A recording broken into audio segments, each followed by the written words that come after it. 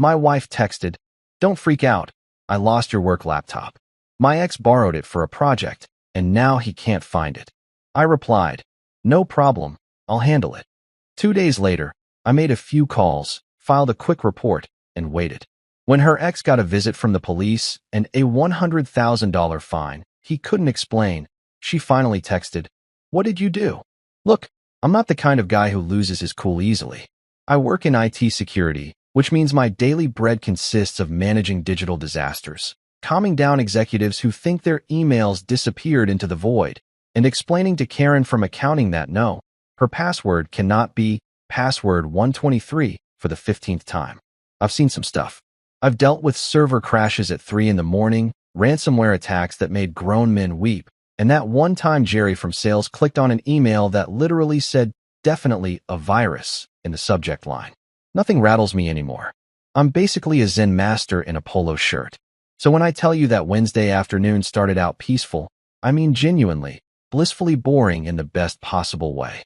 The kind of day where your biggest existential crisis is whether to get a burrito or a sandwich for lunch. I'd settled into my home office with a lukewarm cup of coffee that I'd reheated twice already. You know, living the dream. And I was knee-deep in reviewing security protocols for a client presentation. The email server was being its usual temperamental self, moving at the speed of a sedated sloth, but whatever. I had time. Life was good. Life was stable. Life was predictable. And then my phone buzzed. Now, I should mention that my wife Jenna has a particular texting style. She's one of those people who sends one sentence per message, so your phone basically has a seizure with notifications. Buzz, buzz, buzz. It's like being pecked to death by a very insistent digital pigeon. But this time, it was just one message. One single, solitary text that would go on to absolutely detonate my entire afternoon like a tactical nuke made of pure stupidity. "Don't freak out. I lost your work laptop. My ex borrowed it for a project, and now he can't find it." I stared at my screen, blinked, read it again, then one more time for good luck, because surely, I was having a stroke or my brain had just decided to autocorrect reality into some kind of fever dream. "Don't freak out. Don't freak out." That's like a doctor starting a conversation with "So about your test results," and expecting you to remain chill. That's the universal phrase that guarantees immediate freaking out. It's basically a written guarantee that whatever comes next is going to be catastrophically bad. But let's skip past the obvious landmine of "don't freak out" and really examine the poetry of disaster that followed. I lost your work laptop. Okay, bad, but accidents happen, right? Maybe it fell behind the couch. Maybe it's in the car. Maybe we're still in salvageable territory here. But then comes the plot twist that would make Night Shyamalan's slow clap. My ex borrowed it for a project, and now he can't find it. My brain straight up blue screened. You know that Windows error screen? The blue one with the sad face that says your PC ran into a problem? That was happening inside my skull. Critical error. System failure. Please restart your entire understanding of reality. Her ex. Her ex. As in, the previous romantic partner, the guy she dated before me. The dude who is decidedly not her husband and definitely not authorized to touch my stuff. That ex. He borrowed my company-issued, encrypted, absolutely not for casual loan work laptop. For a project. Let me paint you a picture of what my work laptop contains. Proprietary client information, encrypted security protocols, NDAs that could make lawyers salivate, access credentials to systems that handle sensitive data for companies that would absolutely sue me into the Stone Age if that information got out, and approximately 17,000 emails discussing things that should never, ever see the light of day.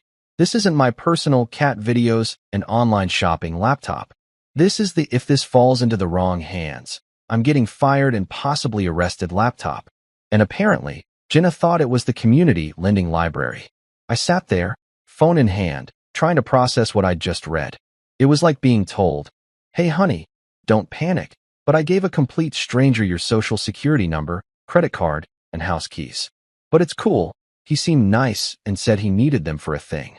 That's the energy we're working with here. The rational part of my brain, the part that gets paid to solve problems calmly and efficiently, started doing the math. Her ex had my laptop for a project and now couldn't find it, which meant for some indeterminate amount of time, a guy I'd never met, who had exactly zero authorization or security clearance, had been in possession of a device that contained enough sensitive information to potentially end my career and bankrupt several small companies. Cool. Cool, cool, cool. Totally fine. Not a problem at all. I could feel my blood pressure doing things that would make my doctor prescribe meditation and possibly a mild sedative. My coffee suddenly tasted like betrayal. The peaceful Wednesday afternoon vibe had been thoroughly murdered and left in a ditch somewhere. But here's the thing about working in IT security for over a decade. You learn to compartmentalize. You learn to smile while everything's on fire. You learn to type professional emails while internally screaming into the void. It's basically a superpower, except instead of flying or super strength, you get crippling stress and the ability to look calm during catastrophic situations. So I took a deep breath, then another one, maybe 3 more after that. I counted to 10, then 20. I considered meditation. I considered day drinking. I considered many things. And then, with the composure of a bomb disposal expert discussing lunch plans, I typed back, "No problem. I'll handle it." 4 words. Calm. Professional. Reasonable. That was probably the most restrained, "You just absolutely detonated your own life, and possibly mine too" message ever sent in the history of text communication. It deserved an award. A plaque. Maybe a documentary about emotional control under extreme duress. I hit send and set my phone down very carefully, like it might explode if I moved too fast. My peaceful Wednesday afternoon was officially dead. And somewhere out there, some guy named Eric, who I'd never met, never wanted to meet, and now absolutely needed to meet, had my entire professional life in his apparently very careless hands. "Don't freak out," she said. "Right. Sure. No problem at all." That evening, I found myself sitting in our living room with a cup of coffee that had gone cold about 40 minutes ago, staring at absolutely nothing while my brain tried to process the sheer audacity of what had just transpired. You know that feeling when something so bizarre happens that your mind just kind of checks out for a bit? Like when you're watching a horror movie and the protagonist does something so monumentally stupid that you have to pause and reconsider your faith in humanity. Yeah, that was me. Except I was living it, not watching it, which somehow made it infinitely worse. The really surreal part? Jenna was in the kitchen humming. Actually humming. Like we lived in some kind of sitcom where catastrophic lapses in judgment were just adorable quirks that got resolved in 22 minutes with a laugh track.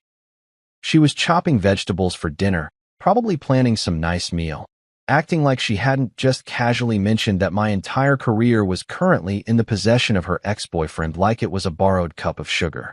I could hear her moving around, opening cabinets, running water, doing all those normal evening routine things that people do when their day hasn't included committing potential corporate espionage by proxy. Meanwhile, I was sitting there having what I can only describe as an out-of-body experience, watching my life potentially circle the drain in slow motion.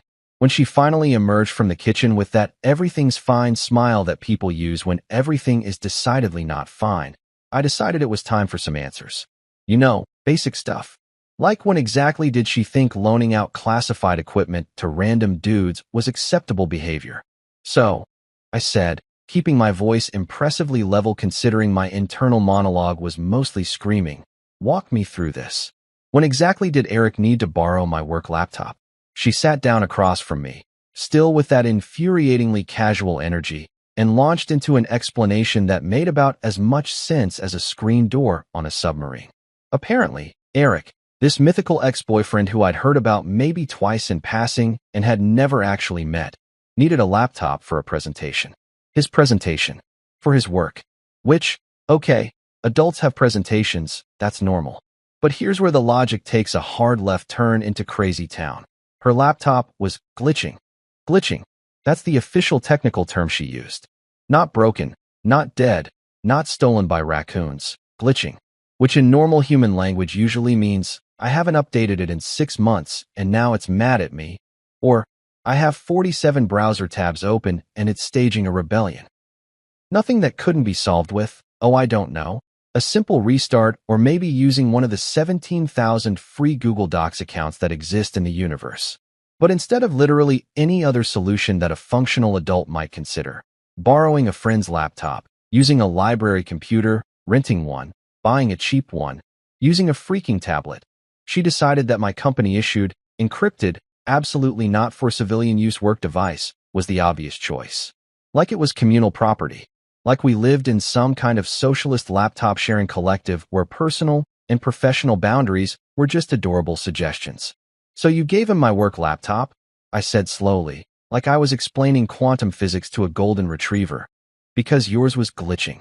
It made sense at the time, she said with a shrug that physically hurt to witness. He really needed it, and you weren't using it that day. I wasn't using it that day. That day. Singular. As if the laptop's purpose was determined by my immediate, moment-to-moment need for it, rather than, being a repository for sensitive corporate data that existed regardless of whether I was actively typing on it. Okay, I said, taking a sip of my cold coffee because I needed something to do with my hands that wasn't strangling the air. When did you give it to him? Like 5 days ago. 5 days ago. I had to set my coffee down before I dropped it. 5 days. Not 5 hours. Not earlier today. 5 entire days had passed where my work laptop, containing encrypted projects, client contracts, security protocols, access credentials, and enough NDA material to make every lawyer in a 50-mile radius spontaneously materialize with lawsuits, had been in the possession of Eric the X. For almost a full business week, some dude I'd never met had unrestricted access to information that could tank multiple companies in my career and potentially land me in legal hot water so deep I'd need scuba gear. And during this time, Jenna had just what? Forgotten to mention it, didn't think it was worth a heads up, was waiting for the right moment to casually drop this bomb. Like, oh, by the way, honey, I committed potential corporate espionage. What's for dinner? 5 days. I repeated, mostly to myself, trying to wrap my head around the timeline. My laptop has been missing for 5 days, and you're just now telling me. I didn't think it was a big deal, she said, and I swear to God, that sentence almost made my eye twitch. Eric's responsible. He said he'd take care of it. Eric's responsible. Eric, who had now lost said laptop, was apparently the poster child for responsibility in Jenna's universe. The same Eric who couldn't manage to return a borrowed item within a reasonable time frame. That Eric. Very responsible. Much trust. Wow. I could feel my IT security training kicking in. That part of my brain that deals with damage control and crisis management. 5 days was an eternity in tech terms. That was 120 hours. 7,200 minutes. Plenty of time for data to be copied, passwords to be cracked if someone knew what they were doing, information to be compromised in ways that would make my company's legal team develop stress ulcers. But I didn't shout. I didn't throw things, even though the decorative bowl on the coffee table was looking increasingly throwable. I didn't launch into a lecture about professional boundaries, data security, or basic common sense.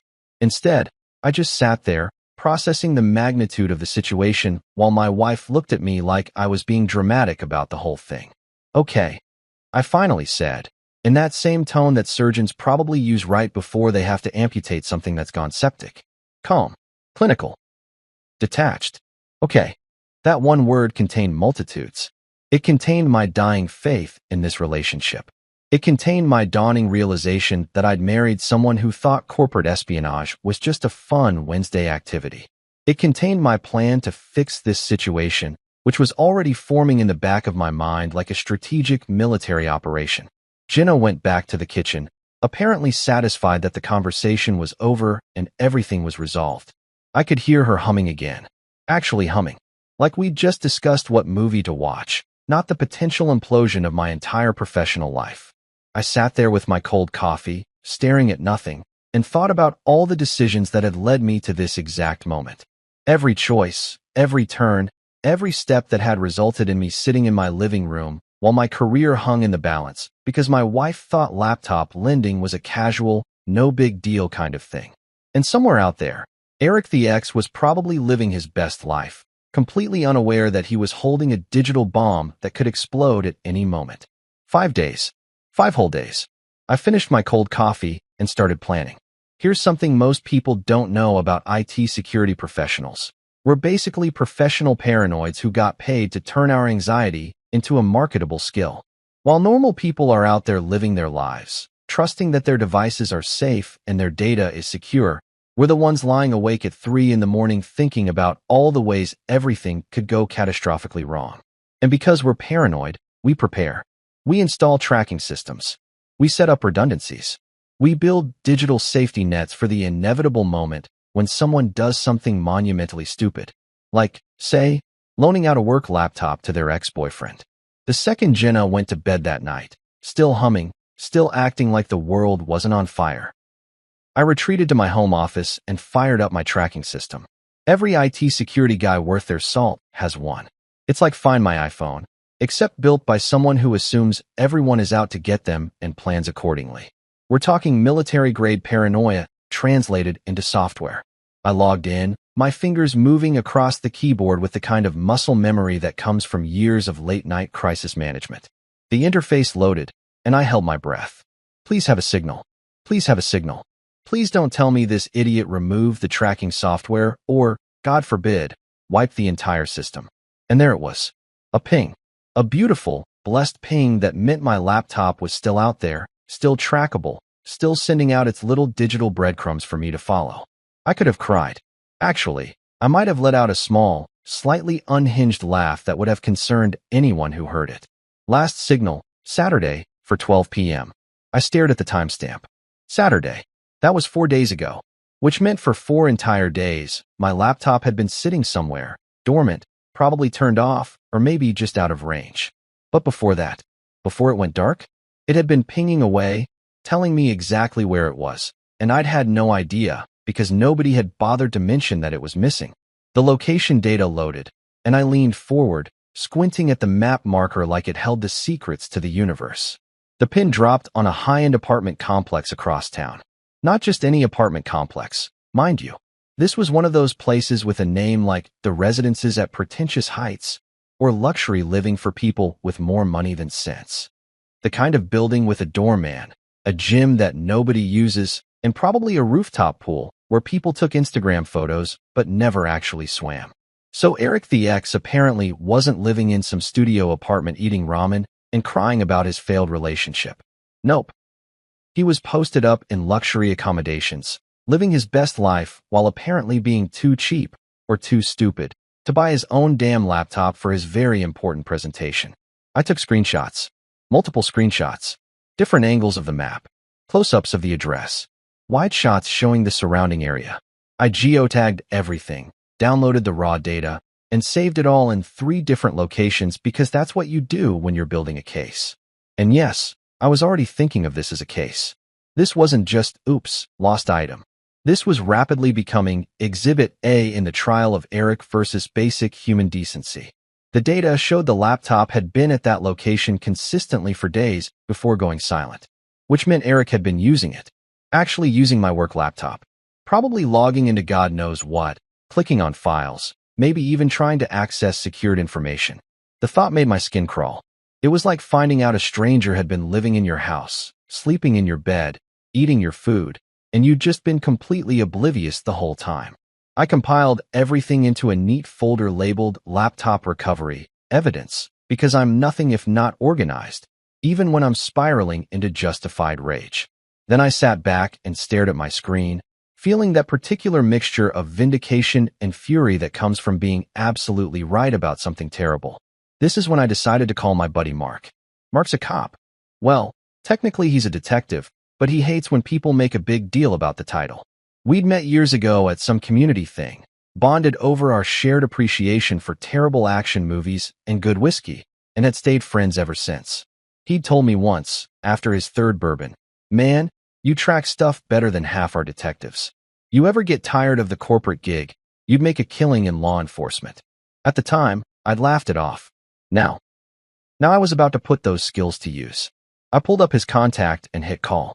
It rang twice before his familiar voice answered, sounding slightly amused already. This better be good. It's almost midnight. I need to ask you something hypothetical, I said, which is how every non-hypothetical conversation starts. Oh boy, Mark said, and I could hear him settling in, probably grabbing a beer because he knew this was going to be a story. What did you do? I didn't do anything. My wife's ex borrowed my work laptop and now can't find it. Hypothetically speaking, what's the process if someone refuses to return company property? There was a pause. Then Mark started laughing. Not a polite chuckle, but a full-on belly laugh that lasted about 15 seconds too long for my ego. Oh man. Oh buddy. Are you serious right now? Dead serious. Okay, he said, getting himself together. So hypothetically, and I'm using that word loosely here because we both know this is extremely specific. If someone has possession of company property and refuses to return it, that starts entering theft territory, especially if it's high-value equipment. Define high value. Anything over 10 grand. And if it contains sensitive data, trade secrets, client information, anything that could constitute a corporate security breach, then you're looking at potential corporate theft charges. That's not a slap on the wrist. That's actual criminal charges. I felt something warm bloom in my chest. Hope, maybe. Or possibly vindication. Hard to tell. Even if my wife's ex borrowed it. Especially then, Mark said, and I could hear the grin in his voice. Because there's no legitimate reason for a random civilian to have access to protected company equipment. That's not borrowing. That's unauthorized possession of secured property. If he refuses to return it or can't return it, that's when things get legally interesting. Legally interesting. I love that phrase. It sounded so much better than your wife might have accidentally made you an accomplice to corporate espionage. What's the laptop worth? Mark asked. The device itself? Around $12,000. The data on it? Probably worth millions if you count the projects, client information, and security protocols. Mark whistled low. Yeah, that's felony territory, my friend. If you need to file a report, do it sooner rather than later. Creates a paper trail, shows you took immediate action, covers your ass with your company. We talked for another few minutes, with Mark giving me the rundown on how to properly document everything, what information I'd need for a police report, and how to frame it so that it didn't look like a domestic dispute but an actual theft case. He was in full detective mode, and I was taking mental notes like my life depended on it, because it kind of did. When I finally hung up, I felt like I'd just been given a roadmap out of hell. I had the location. I had the evidence. I had the legal framework. And most importantly, I had a plan. I pulled up a new document and started typing out a timeline of events. Every detail, every conversation, every piece of data. When Jenna had given Eric the laptop. When she'd told me about it. When I discovered the location. What the laptop contained. Its value.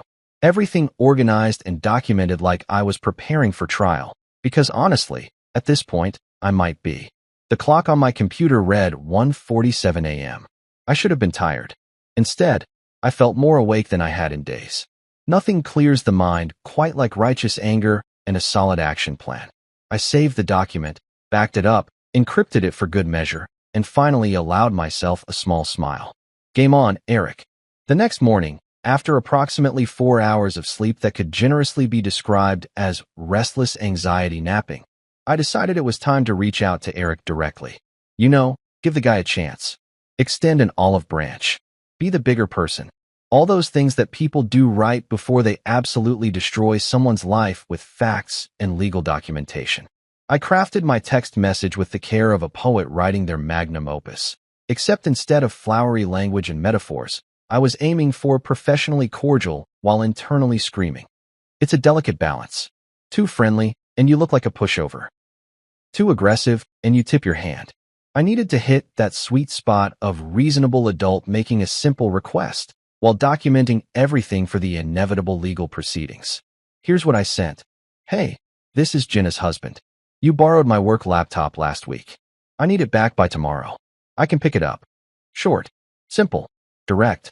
No accusations, no threats, no emotion. Just the facts presented in the most neutral possible way. I even offered to pick it up myself, which I thought was pretty generous considering this whole situation existed because of his inability to manage borrowed property like a functional adult. I hit send and then did what every person does after sending an important text. I immediately second-guessed everything about it.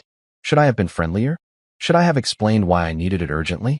Should I have added an emoji to seem less threatening? No. Wait, definitely no emoji. Nothing says, I'm serious about getting my property back, quite like a smiley face, right? Then I waited, and waited, and waited some more. You know that special kind of frustration that comes from watching 3 dots appear and disappear on a text message, except the 3 dots never even show up? That. That's what I was experiencing. Radio silence. Complete and total nothing. It was like I'd sent my message into the void, and the void had shrugged and gone back to scrolling TikTok. Hours passed. I checked my phone approximately every 4 minutes, which I realize sounds obsessive. But let me tell you, when your entire career is potentially hanging in the balance, you become very interested in your text message notifications. Every buzz made my heart jump, and every time it was just some spam email or a notification from an app I'd forgotten I'd downloaded. I died a little inside. Jenna noticed, of course. She noticed me glancing at my phone during breakfast. She noticed me checking it while I was supposed to be working. She noticed me staring at the screen like it might spontaneously generate a response through sheer force of will. "Did you text Eric?" she asked around lunchtime, her tone suggesting she already knew the answer and wasn't thrilled about it. "Yeah," I said, keeping my eyes on my laptop screen because looking at her might trigger a conversation I wasn't ready to have. Asked him to return my laptop. "You know, basic property recovery stuff." She sighed. One of those long, dramatic sighs that women deploy when they think you're being unreasonable about something that is actually extremely reasonable. "He's probably busy. He has a demanding job." "Right. A demanding job. So demanding that he needed to borrow someone else's work equipment because he apparently couldn't manage to acquire his own. So demanding that he couldn't take 30 seconds to respond to a simple text message. Must be really tough being that busy. I'm sure he'll respond when he gets a chance," she continued, now in full peacemaker mode, like she was mediating a dispute between two equally unreasonable parties instead of a guy trying to get his stolen property back from her irresponsible ex. I nodded, said nothing, and went back to my laptop. No point in arguing. She was going to defend him regardless, and I was going to do what needed to be done regardless. We were on parallel tracks heading in completely different directions, and honestly, I was okay with that. By late afternoon, still nothing. Not a single word. Not even a "Hey, saw your message, let me get back to you." Nothing. Complete ghosting. Which, in my professional opinion, was a terrible strategy. If someone asks for their property back and you ignore them, you're essentially admitting that you either can't or won't return it, which is legally very interesting territory. Dinner that evening was what I can only describe as aggressively awkward. Jenna had made pasta.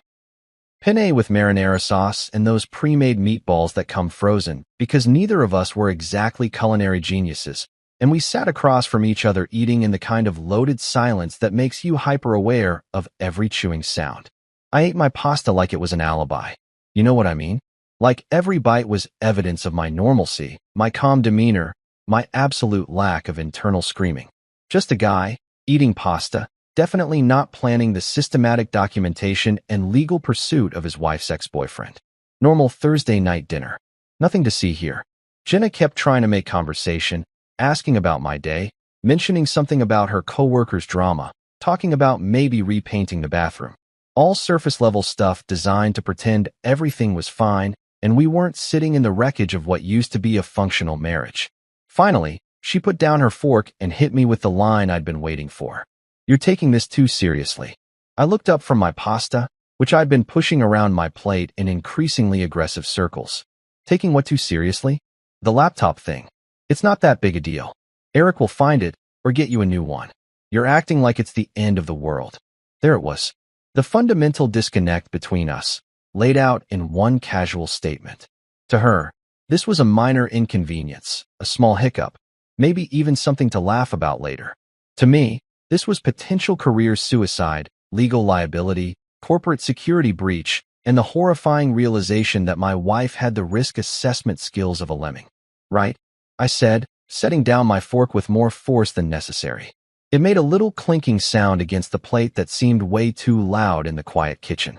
Losing a corporate-issued encrypted device containing sensitive client data worth potentially millions of dollars is totally chill. You're right. I'm being dramatic. Next week, maybe we can lose the car for fun. Or hey, how about we loan out my social security number to strangers? That sounds like a good time. Her face did that thing where it goes from concerned to annoyed in about 2 seconds flat. Now you're just being ridiculous. Am I though? Am I really? I stood up, picking up my plate, even though I'd only eaten about half my pasta. Because from where I'm sitting, I asked for my property back. Property that should never have been loaned out in the first place. and I'm being treated like I'm the unreasonable one for wanting it returned. Eric's not a stranger. He's a good person going through a tough time, and you're treating him like he's some kind of criminal. I paused at the sink, plate in hand, and turned back to look at her. He's had my laptop for almost a week, ignored my text asking for it back, and apparently can't even be bothered to respond. What exactly about that screams good person to you? She didn't have an answer for that. Instead, she did what people do when they don't have a logical argument. She got defensive. You know what? Fine. Handle it however you want. But don't expect me to be okay with you harassing my friend. Friend. Not ex-boyfriend anymore. Friend. The linguistic gymnastics were almost impressive. I finished loading the dishwasher in silence, while Jenna retreated to the living room to watch TV at a volume that was definitely louder than necessary. The sound of some reality show filtered through the walls, people yelling at each other about something meaningless, completely oblivious to actual problems. I pulled out my phone one more time, checking for a response I knew wasn't coming. Still nothing. Still completely ignored. Still being treated like my property rights were negotiable. That's when I made my decision. I'd given him a chance. I'd been reasonable. I'd been patient. I'd followed the proper social protocols of asking nicely and waiting for a response. And I'd gotten nothing. Well, if Eric wanted to play the ignore and hope it goes away game, he was about to learn that I was exceptionally good at the document and escalate game. I opened my notes app and started a new entry. Text sent to Eric at 9:47 a.m., Thursday. No response received as of 8:30 p.m. Thursday. Gave 24-hour window for voluntary return. Subject chose not to respond. Time to move to Plan B. And Plan B involved a lot more paperwork and a lot less niceness. By Friday morning, I'd officially heard nothing. Zero. Zilch. Nada. The sound of absolute silence from Eric was deafening, and honestly, kind of impressive in its consistency. Most people, when asked to return borrowed property, will at least acknowledge the request. Maybe say, yeah, give me a few days, or I'm looking for it, or even sorry, can't find it. But complete radio silence? That takes a special kind of commitment to being terrible. So I did what any reasonable person would do when someone steals their stuff and ghosts them. I got dressed in my most professional-looking button-down shirt, grabbed my folder of meticulously organized evidence, and headed down to the local police station like I was about to file the world's most satisfying paperwork. The police station was exactly what you'd expect. Fluorescent lighting that made everyone look vaguely deceased, chairs that had seen better days circa 1987, and that distinct smell of old coffee mixed with industrial cleaning solution and crushed dreams. A few people were scattered around the waiting area, all looking like they'd rather be literally anywhere else. I checked in at the front desk, explained I needed to file a theft report, and was told to take a seat. I sat down and waited, watching a wall clock tick away with the enthusiasm of someone being forced to exist. Every second felt like a small victory. Every minute that passed was another minute of documentation that Eric had failed to return my property. I was building a timeline, a narrative, a legal fortress of this guy absolutely screwed up, and here's the receipts. After about 20 minutes, a detective called my name. Detective Ramos, according to his badge. He looked like he'd been doing this job for about 15 years too long. That perfect combination of tired and cynical that comes from seeing humanity at its worst on a daily basis. He was holding a styrofoam cup of coffee that looked like it had been brewed sometime during the Reagan administration and had been slowly evolving into sentient sludge ever since. "Come on back," he said, leading me to a desk that was covered in file folders, sticky notes, and what I'm pretty sure was a sandwich from earlier in the week. He gestured to a chair that wobbled when I sat down, then settled himself across from me, taking a long sip of his terrible coffee like it was fine wine. "So, you're here to report a theft?" "Yes, sir," I said, pulling out my folder with the kind of organization that probably made me look either extremely prepared or slightly unhinged. Hard to say which. My work laptop was taken without authorization, and the person who has it is refusing to return it. Detective Ramos pulled out a form and clicked his pen, one of those cheap ballpoint pens that somehow always end up in police stations and doctors' offices. "All right, let's start with the basics. When was the laptop taken?" "Last Saturday. My wife loaned it to her ex-boyfriend without my knowledge or permission for what she described as a project." I watched his eyebrow raise slightly at that. "Yeah, Buddy, it gets better. I didn't find out it was missing until Wednesday. I reached out yesterday asking for its return and have received no response. He was writing this down, nodding occasionally. And this is a personal laptop or work issued? Work issued. Company property. I'm an IT security specialist, so the laptop contains encrypted client data, security protocols, and proprietary information covered under multiple NDAs. That made him look up. I could see the gears turning in his head, upgrading this from domestic drama over a laptop to, oh, this might actually be interesting. What's the value of the device? The laptop itself is roughly $12,000. It's a high-spec machine required for my work. But the data on it, client projects, security credentials, confidential business information, that's worth considerably more. Millions, if you want to get technical about potential damages. Detective Ramos set down his pen and leaned back in his chair, which squeaked in protest. Okay, so we're not talking about a personal MacBook here. Definitely not. We're talking about secured corporate equipment that's now been in the possession of an unauthorized civilian for almost a week. He picked up his coffee, took another sip, and made a face that suggested even he couldn't pretend it tasted good anymore. Do you have any documentation? Communications with this individual, tracking information, anything like that? I opened my folder like I was presenting evidence in a courtroom. I have the text message I sent requesting its return, which was ignored. I have tracking data showing the laptop's last known location at his apartment complex on Saturday at 4:12 p.m. I have documentation of the laptop's value and serial number. I have my company's equipment policy stating that I'm liable for unauthorized access or loss. And I have a timeline of events. I spread it all out on his desk, screenshots, printed maps, text message logs, everything organized with tabs and highlights like I was trying to win a prize for most prepared theft victim. Detective Ramos looked at the spread of evidence, then back at me, then back at the evidence. Did you work in law enforcement before IT? No, sir. I just really don't like when people steal my stuff. He actually smiled at that.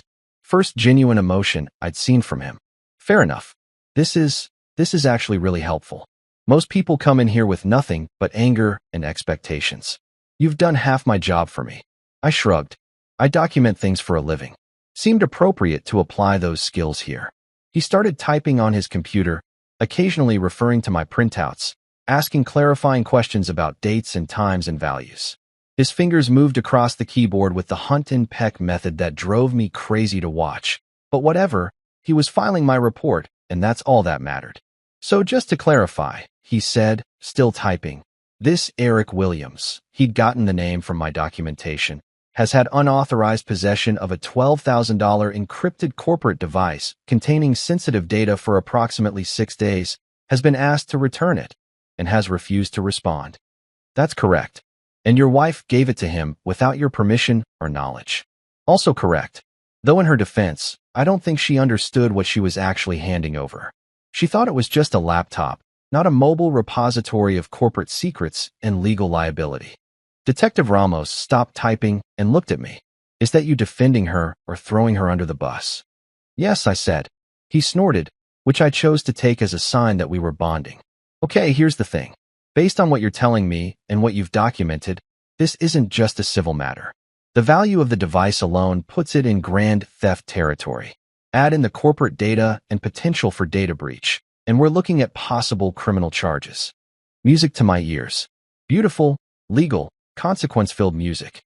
The data breach angle is what concerns my company most, I said, which was true. I'd sent a heads up to my boss earlier that morning, carefully worded to cover my ass while explaining the situation. His response had been a string of curse words followed by handle it and keep me updated. Very supportive. I'm going to file this as theft of property over $10,000, plus potential corporate espionage or data breach. That should get his attention. Detective Ramos printed out a form, had me sign it, and handed me a case number. We'll contact Mr. Williams and inform him that he needs to return the property immediately or face criminal charges. If he has any brains at all, he'll return it.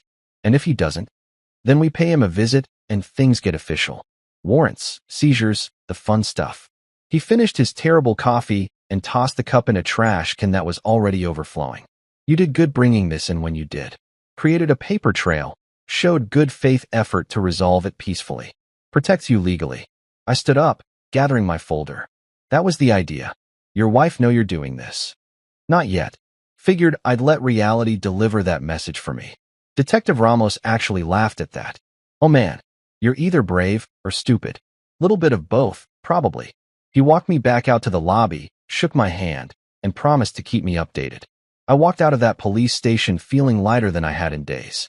The weight of uncertainty was gone, replaced by the solid foundation of official documentation and legal process. I got in my car, sat in the driver's seat, and just breathed for a minute. The morning sun was bright. The coffee from the shop next door smelled amazing through my cracked window, and somewhere across town, Eric the X had no idea that his life was about to get very complicated. I pulled out of the parking lot and actually found myself humming. Not because I'm vindictive. Okay, maybe a little vindictive, but because I'd done everything right. Asked nicely, documented everything, followed proper channels, given chances. And now? Now the system would do what it does best, make people regret their bad decisions. I stopped at that coffee shop, ordered something that actually tasted good, and drove home feeling like maybe, just maybe, everything was going to work out fine. Well, fine for me, anyway.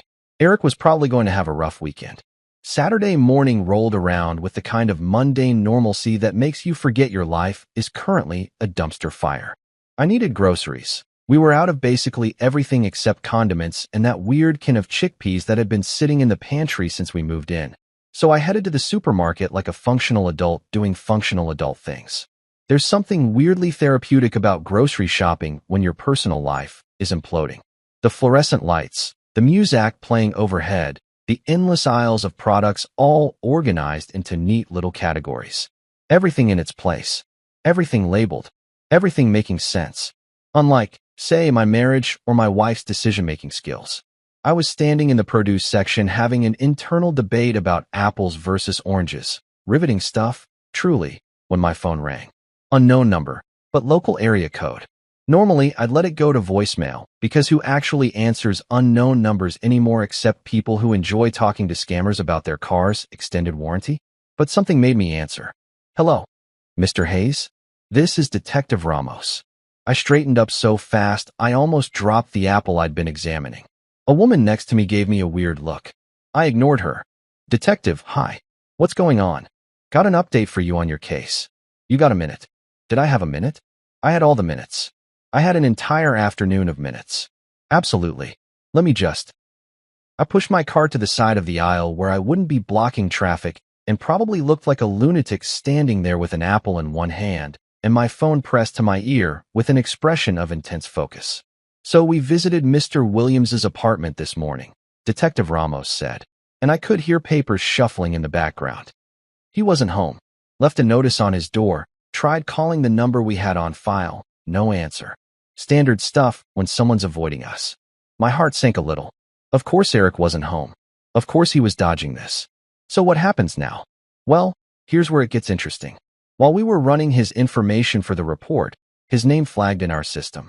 Turns out Mr. Williams is currently under investigation by the IRS for tax fraud. I blinked. Stood there in the produce section holding an apple like an idiot, processing what I'd just heard. I'm sorry, what?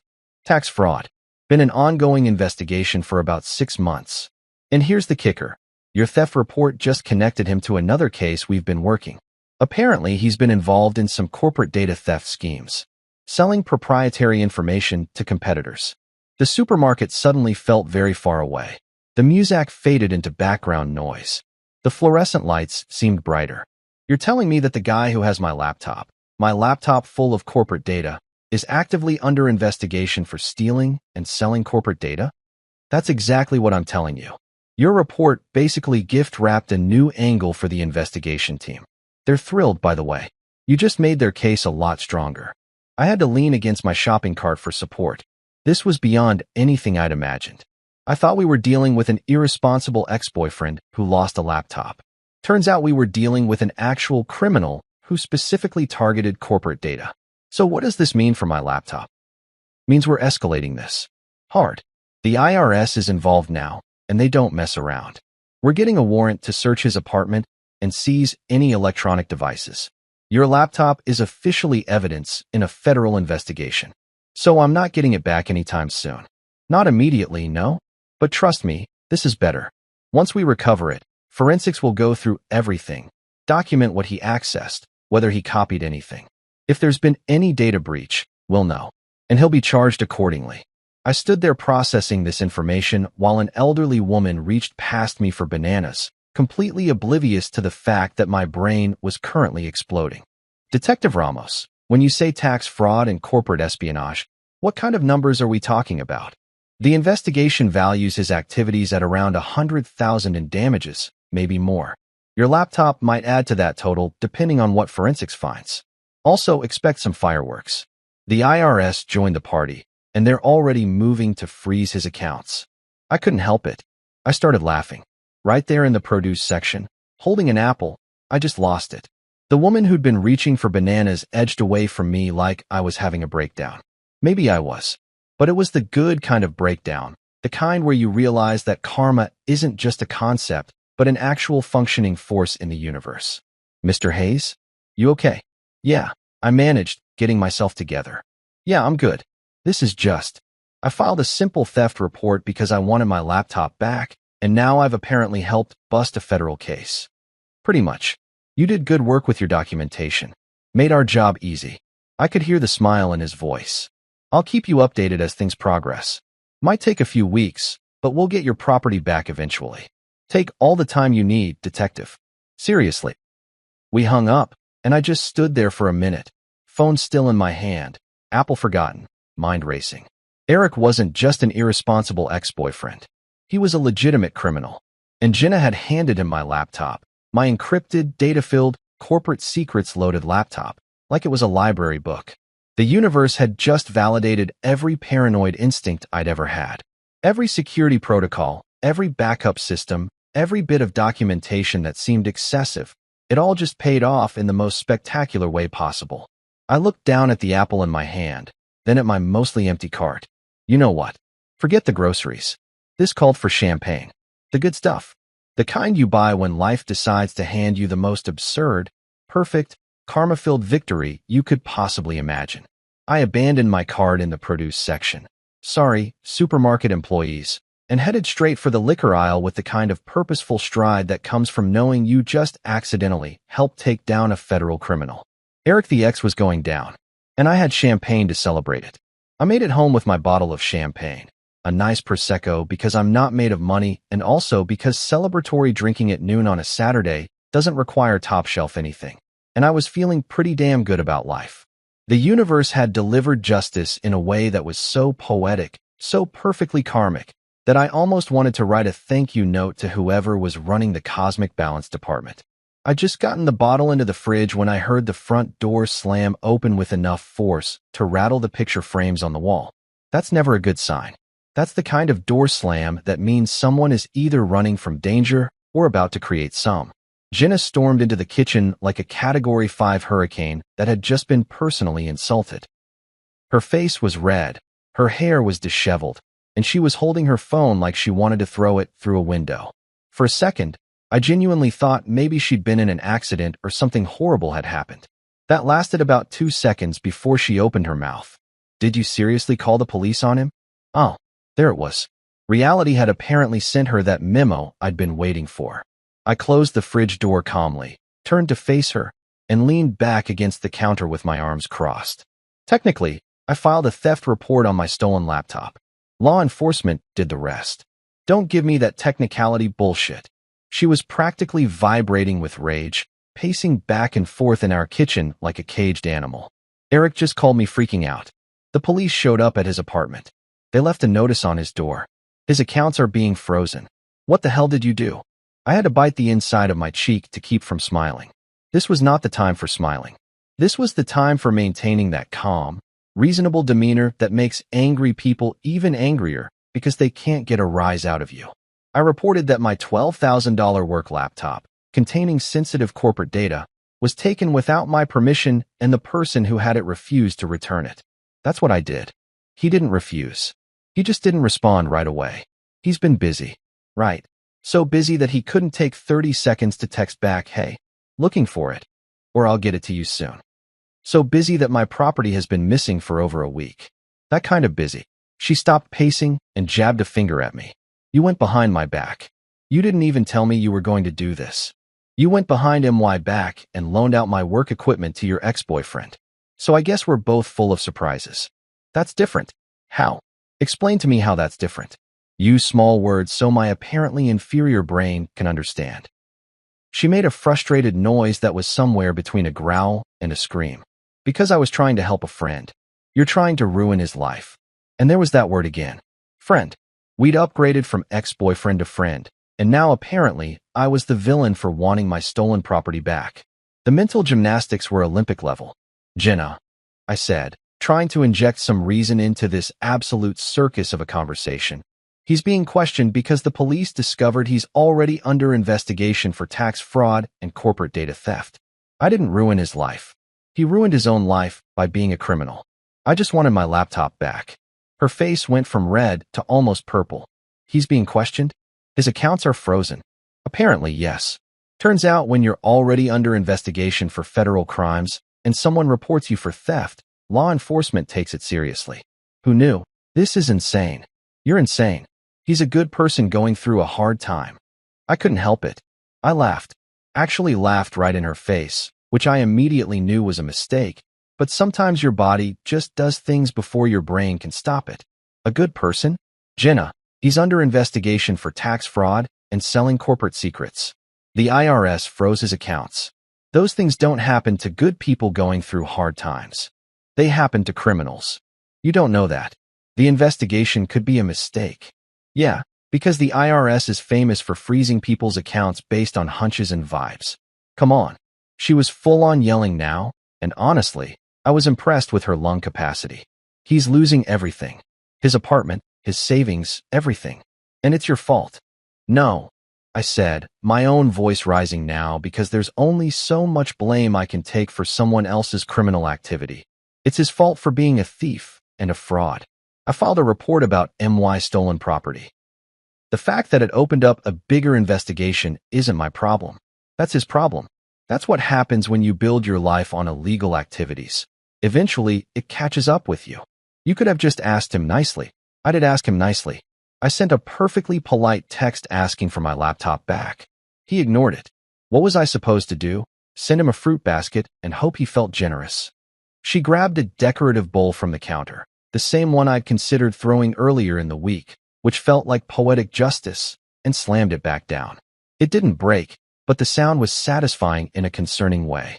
You're heartless. You don't care about anyone but yourself. I'm heartless. I'm heartless. I was fully yelling now too, and some distant part of my brain noted that the neighbors were definitely hearing this, and probably taking notes for their own entertainment. You gave away my work laptop to your ex-boyfriend without asking, put my entire career at risk, and somehow I'm the bad guy for using legal channels to get it back. He needed help. He needed to buy his own damn laptop, or rent one, or use literally any other option that didn't involve stealing mine. It wasn't stealing. I gave him permission. You don't have permission to give. It's not your laptop. It's company property that I'm responsible for. We were both screaming now, faces red, probably looking absolutely unhinged to anyone who might have had the misfortune of walking past our house at that moment. This was it. This was the final boss fight of our marriage, and we were both going for the throat. I can't believe I married someone so cold, she said, and her voice had gone quiet now, which was somehow worse than the yelling. Quiet meant she was done fighting. Quiet meant decisions were being made. So calculating. So willing to destroy someone's life over a laptop. It's not about the laptop, I said, and I was surprised by how calm my voice sounded now too. Like we'd both burned through our rage reserves and were running on empty. It's about the principle. It's about boundaries. It's about the fact that you thought it was okay to make decisions about my property, my career, my life, without even consulting me. And then when it all went sideways, you blamed me for handling it. I hope you're happy, she said. And there were tears now, though whether they were from anger or sadness I couldn't tell. Maybe both. He's losing everything. Then maybe he'll learn to borrow responsibly. And maybe you'll learn that actions have consequences. She stared at me for a long moment, and I could see something breaking behind her eyes. Not her spirit, her illusion. The illusion that this was fixable, that we were fixable, that any of this could be walked back or smoothed over with time and apologies. "I can't do this," she said finally. "I can't be with someone who would do this." "Funny," I said. "I was just thinking the same thing about someone who would do what you did." She grabbed her purse from the counter, her keys from the hook by the door. "I'm going to stay with my sister for a few days. Don't call me." "Wouldn't dream of it." She left. The door didn't slam this time. She closed it with deliberate care, which somehow felt more final than any amount of dramatic exit could have been. I heard her car start, heard her drive away, and then the house was silent. I stood in the kitchen, surrounded by the wreckage of our argument and our marriage, and felt nothing. Not relief, not sadness, just a kind of empty calm. Like a storm had passed and left everything flat and quiet in its wake. Then I remembered the champagne in the fridge. I opened it, poured myself a glass, and took it to the living room. Sat on the couch in the too quiet house and took a sip. At least I didn't lose Eric's laptop. 2 days passed in a weird kind of limbo where I existed in my house like a ghost haunting his own life. Jenna was still at her sister's place, presumably being told what a monster I was and how I'd ruined poor Eric's life over a silly laptop. My phone stayed blissfully silent. No angry texts, no attempted reconciliations, just blessed peace and quiet. I ordered takeout, caught up on work, and generally enjoyed the kind of solitude that comes from not having to explain yourself to anyone.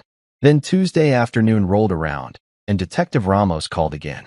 I was in the middle of a Zoom meeting, nodding along while someone from accounting explained quarterly projections in the most monotone voice imaginable, when my phone lit up with his number. I immediately muted myself and stepped away from my desk, leaving my camera on so it looked like I was still paying attention. Priorities. "Detective," I answered, walking into the kitchen for privacy. "Please tell me you have good news." "Oh, I've got news all right." "You sitting down?" I pulled out a kitchen chair. "I am now. We executed the warrant yesterday. Got into Mr. Williams's apartment with a full cybercrime unit." He paused for dramatic effect, and I had to give him credit. He knew how to work an audience. "Found your laptop hidden in his closet, wrapped in a towel, stuffed behind some boxes." He was definitely trying to keep it hidden. Relief flooded through me so fast, I actually felt lightheaded. "It's intact? Nothing damaged? Physically? It's fine. But here's where things get really interesting." I could hear him shuffling papers again, that familiar background noise of a busy police station. "Along with your laptop, we found multiple external hard drives. We're talking 6, maybe 7 high-capacity drives, all loaded with stolen marketing data, product designs, financial projections, corporate secrets from at least 3 different companies." I sat there processing that information, my brain trying to calculate just how spectacularly Eric had screwed himself. So he's not just a guy who borrowed a laptop and lost it. Not even close. This guy's been running a full-scale corporate espionage operation.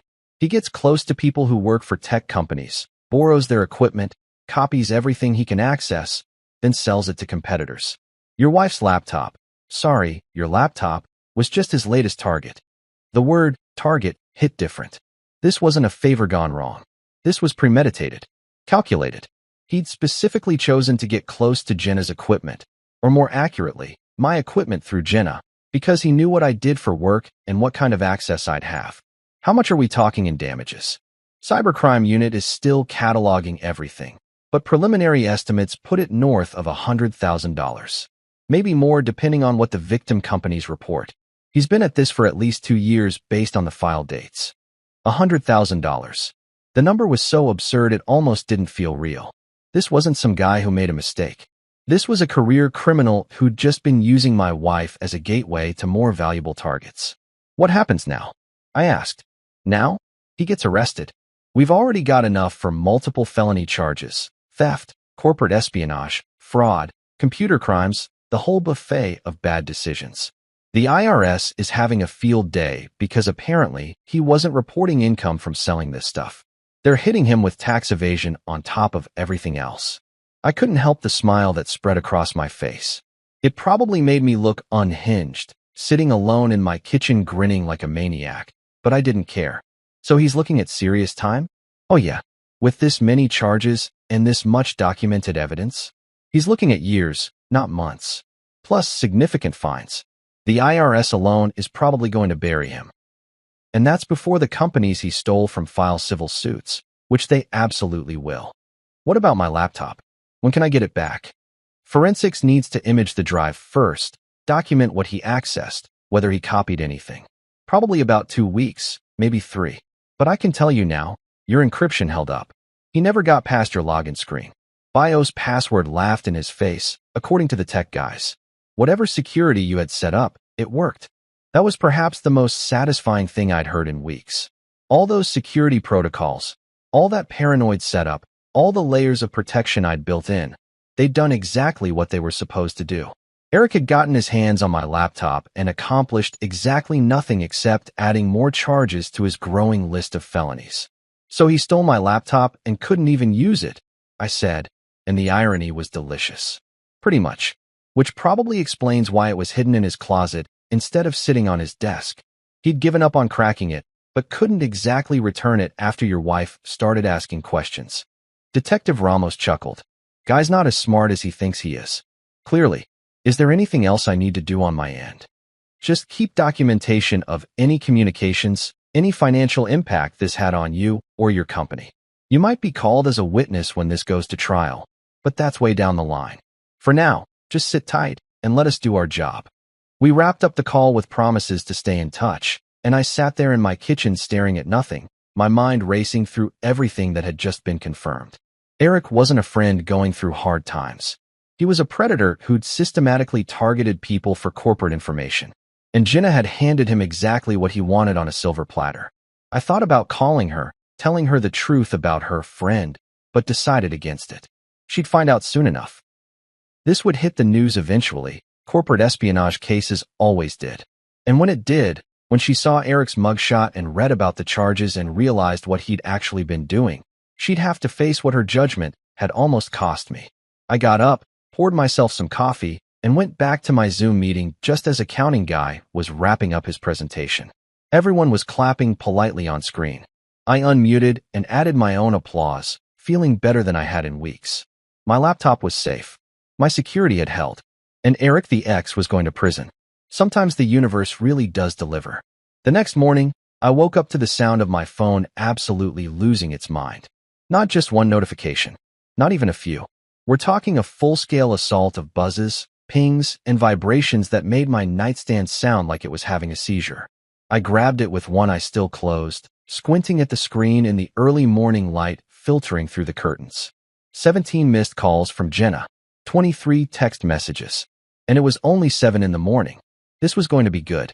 I made coffee first because I'm not a monster and there's no way I was dealing with whatever hurricane was about to hit without caffeine in my system. While the coffee maker did its thing, that beautiful gurgling sound that signals the start of consciousness, I scrolled through the messages. They started relatively calm and progressively devolved into full caps lock chaos.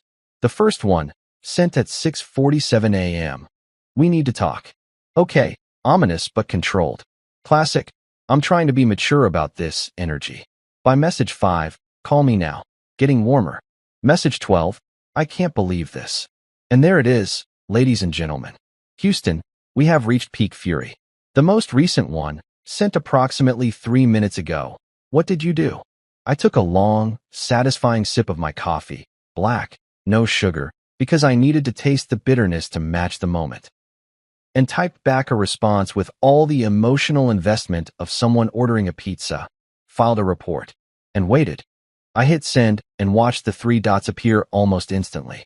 She was typing, probably furiously, probably with autocorrect fighting for its life, trying to make sense of whatever rage-fueled sentences she was constructing. The response came through in seconds. He's being fined $100,000. His assets are being seized. The police arrested him yesterday. He lost everything. I reread that message a few times, letting each exclamation point sink in like a perfectly aged wine. $100,000 in fines. Arrested. Assets seized. Everything gone. It was like Christmas morning except instead of presents, I got validation and karma delivered in a neat legal package. I typed back.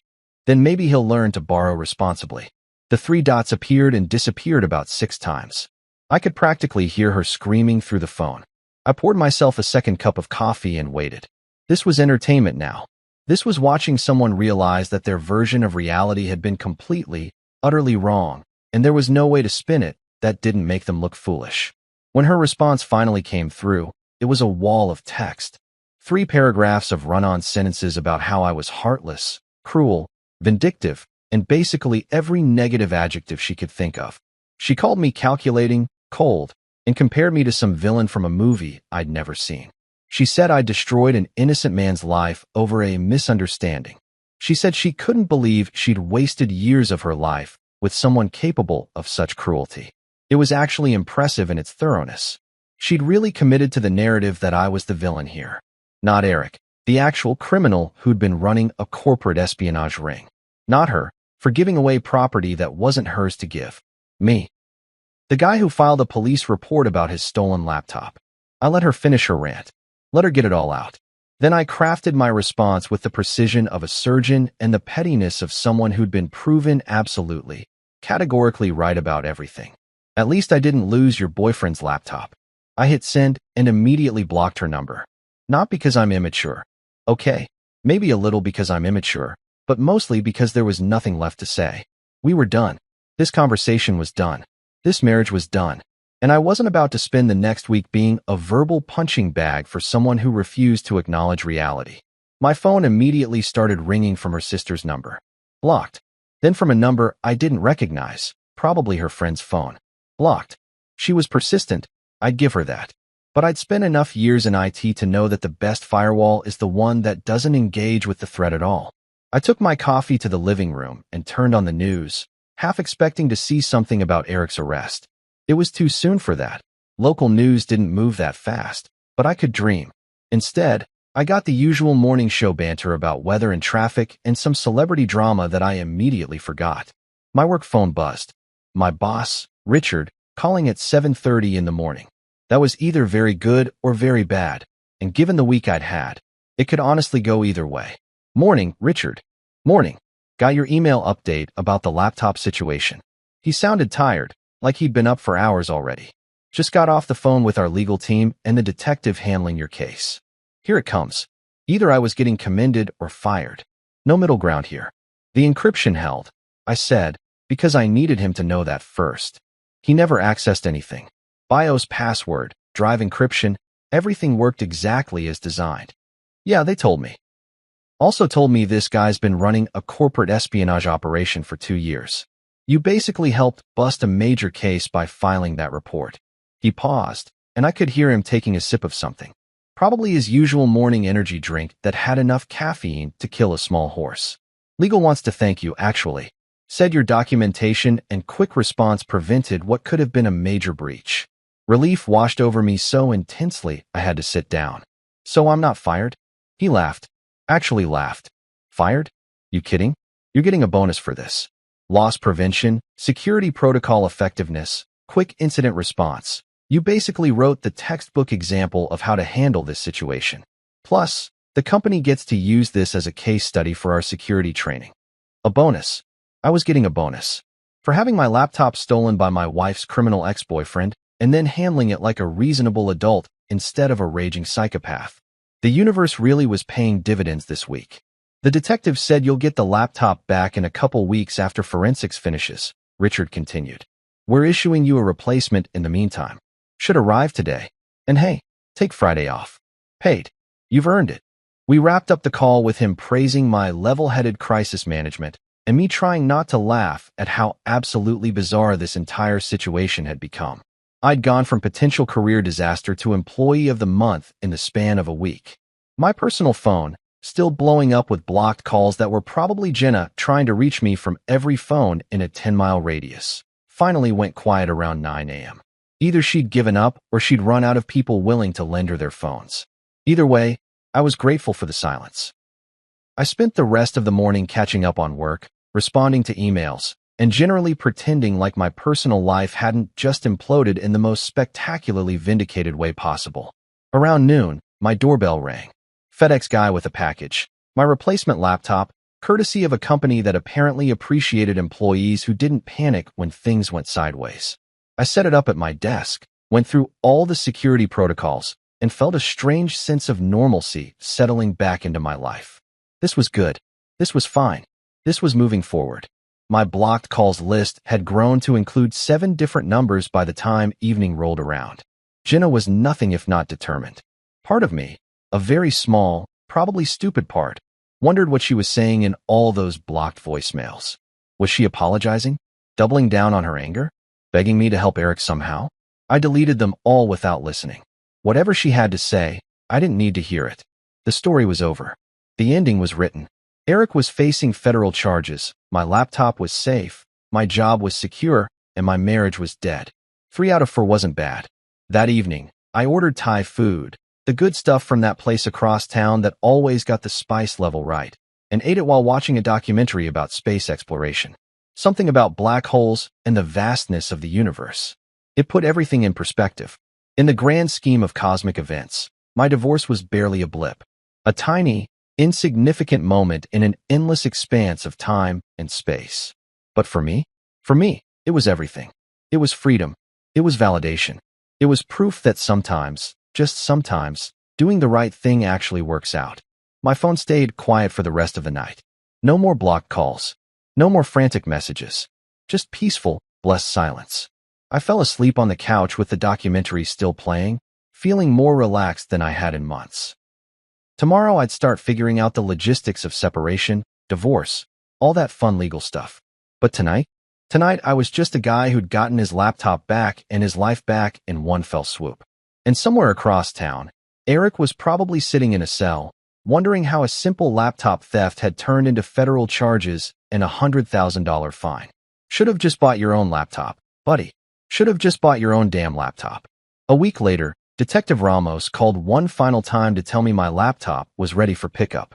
The forensics team had finished their analysis, documented everything they needed for the prosecution, and I was cleared to reclaim my property. I drove to the police station with the kind of satisfaction that comes from knowing you're about to close a chapter that had been way more dramatic than it needed to be. The laptop was returned in an evidence bag, which felt weirdly official and kind of cool in a I'm living in a crime procedural sort of way. Detective Ramos walked me through the forensics report. Eric had tried approximately 47 different password combinations before giving up, which made me feel vindicated about my paranoid security setup. The BIOS password had been his Waterloo. He'd never gotten past it. Never accessed a single file. Never compromised a single piece of data. Your security protocol is ironclad, Ramos said, handing me the bag. Tech guys were actually impressed. Said most corporate laptops aren't set up this well.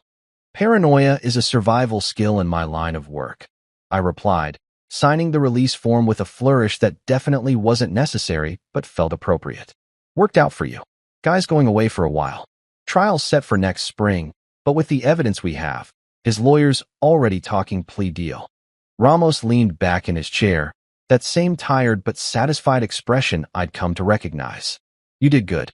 Handled this exactly right.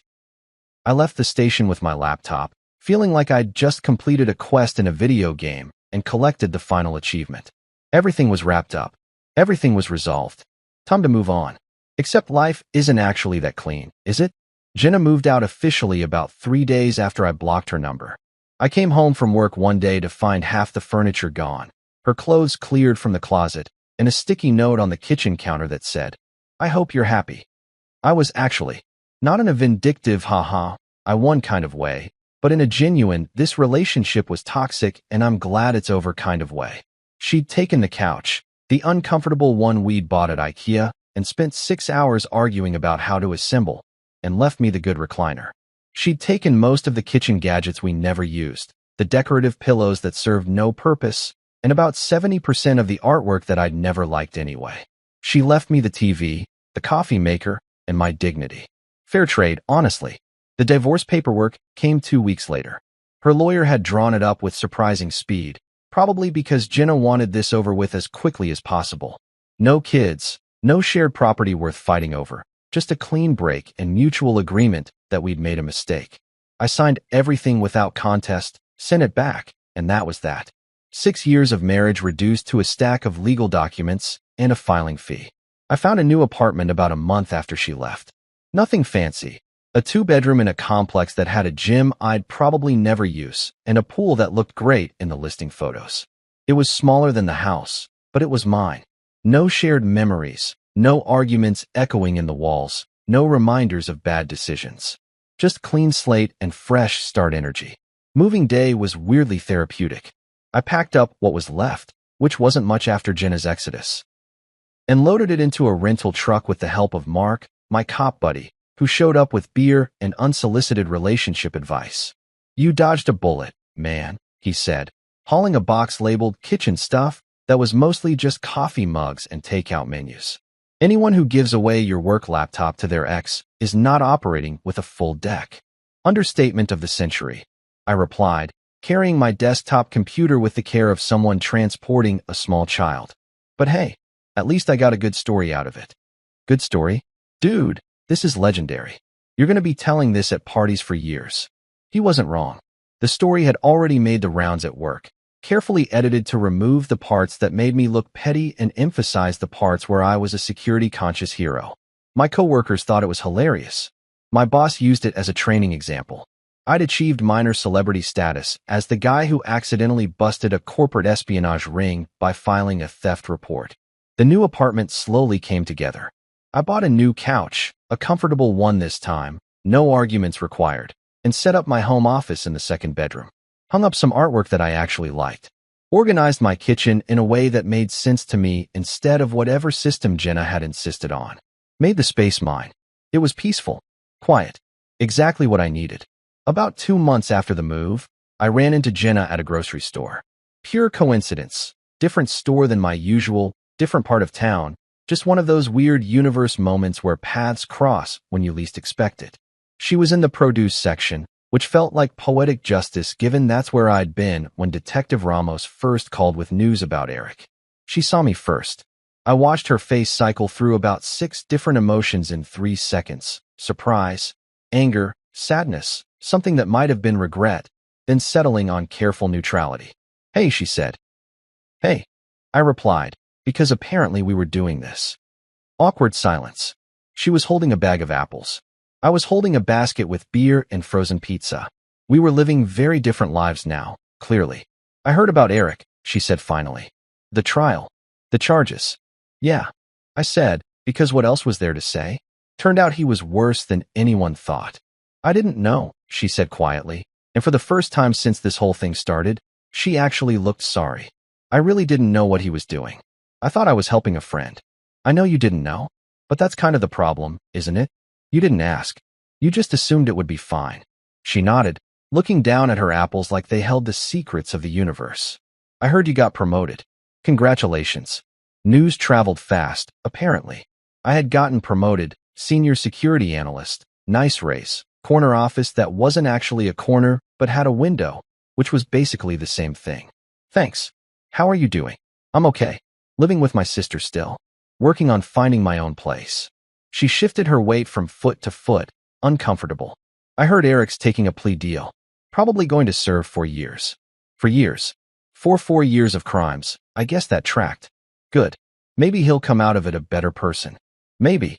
She looked up at me finally, and I saw something I hadn't seen in months. Actual acknowledgement of reality. "I'm sorry. For what I did. For not listening to you. For choosing to defend him instead of believing you. You were right. About everything." It was the apology I'd wanted weeks ago. But now it just felt hollow. Too late. Too little. Like trying to unring a bell that had been ringing for months. "I appreciate that," I said, and I meant it. "But we're past apologies now. What's done is done." "Yeah," she agreed. "I guess it is." We stood there for another awkward moment. 2 people who used to share a life, now sharing nothing but a chance encounter in a grocery store. Then she smiled, sad, but genuine. "Take care of yourself. You too." She walked away with her apples, and I went back to my shopping, feeling oddly at peace. No anger, no resentment, just acceptance. We'd both made our choices. We were both living with them. And honestly, I was living pretty well. I finished my shopping, drove back to my apartment, and spent the evening setting up a new security system because old habits die hard and paranoia had served me well. My phone buzzed with a text from Mark asking if I wanted to grab drinks this weekend. I replied yes. Life was good. Different, but good. And whenever someone at work or a party or just random conversation asked about my divorce, I had my go-to line ready. My wife's ex borrowed my laptop. Now he owes the government $100,000 and is serving 4 years. Guess who didn't freak out? It got laughs every time. But more than that, it got nods of approval, impressed whistles, and requests to hear the full story. So I tell it. Carefully edited, appropriately embellished, always ending with the same moral. Trust your instincts, document everything, and never, ever loan out your work laptop.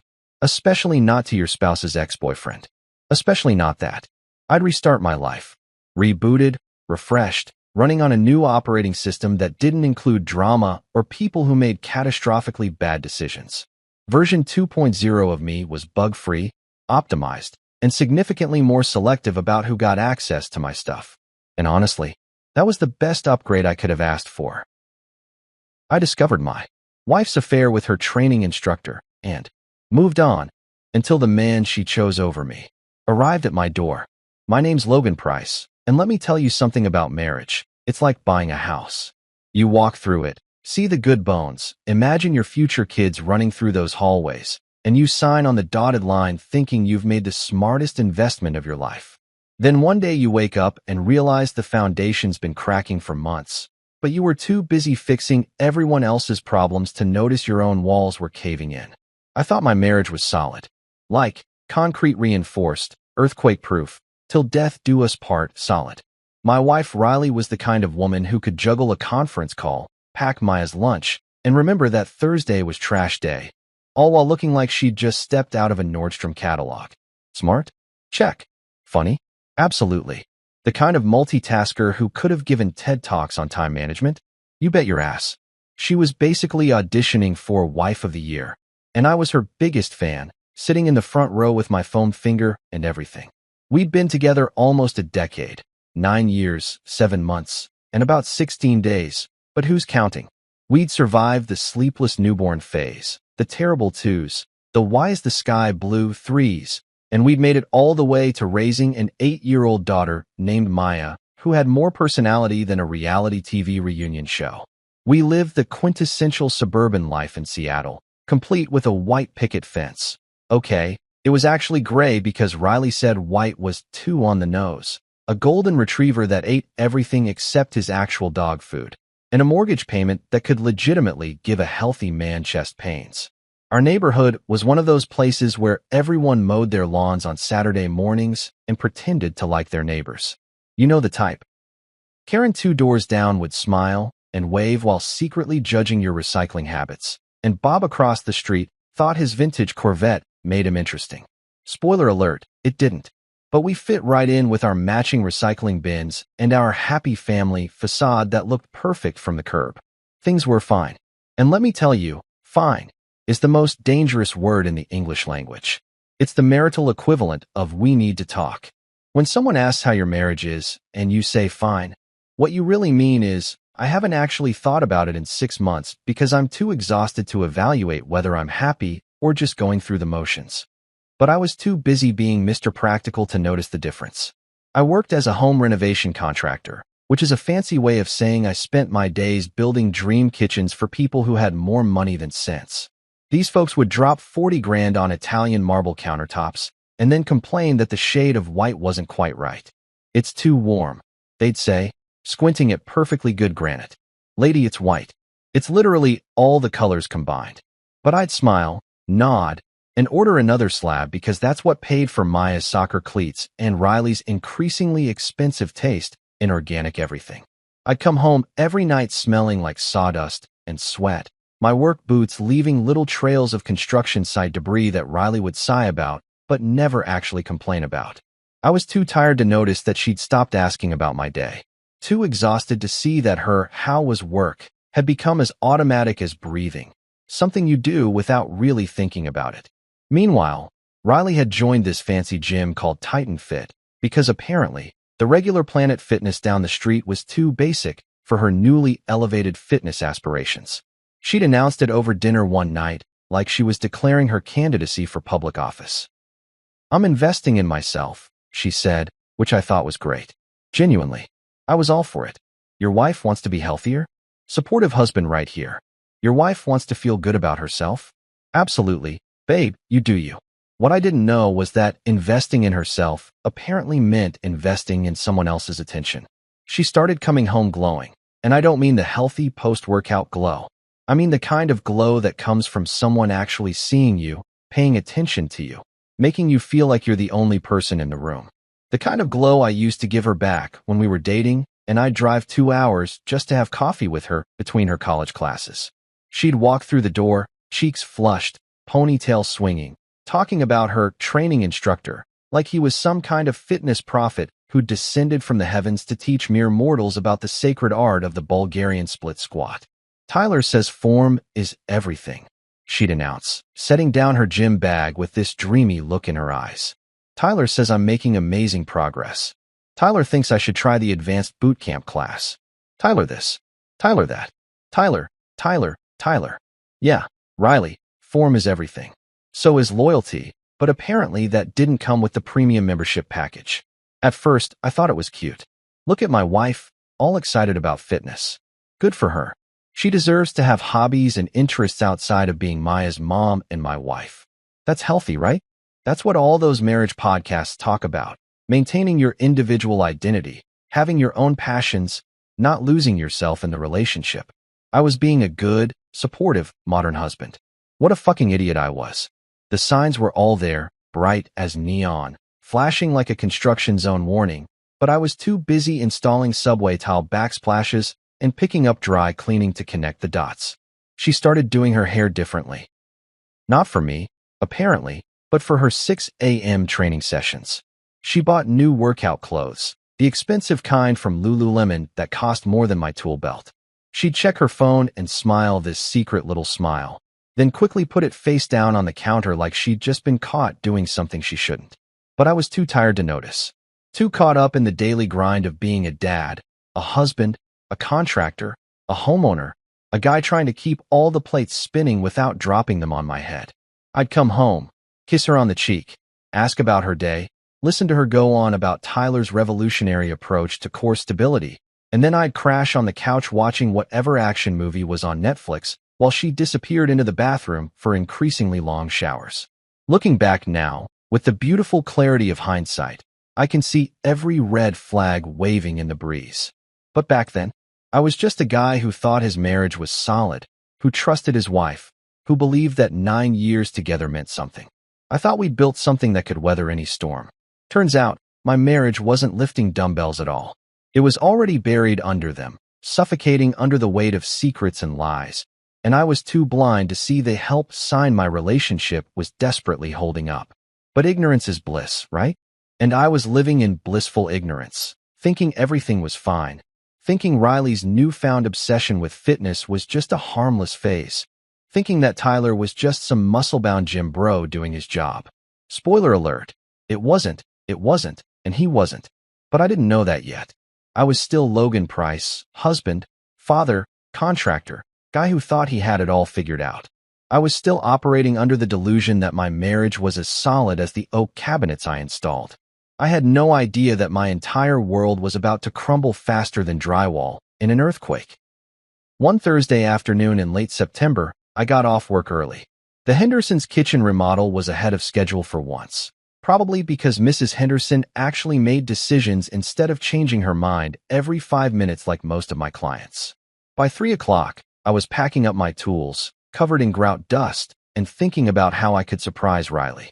Maybe grab some lunch, swing by that overpriced smoothie place she loved, the one that charged $12 for blended fruit and called it wellness in a cup.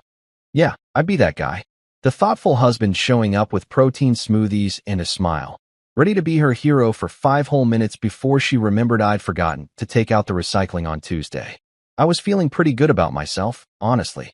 Look at me, being spontaneous, being romantic, being the kind of husband who brings his wife her favorite acai bowl with extra hemp seeds, or whatever the hell was trending in the superfood world this week. I even practiced what I'd say in the truck on the way there. Hey babe, thought I'd surprise you. Casual. Cool. Not trying too hard. Just a guy who loves his wife and wants to spend his rare free afternoon with her. The universe must have been laughing its ass off at me. I pulled into the Titan Fit parking lot. This place was ridiculous, by the way. It looked like someone had taken a regular gym and given it a yacht club makeover.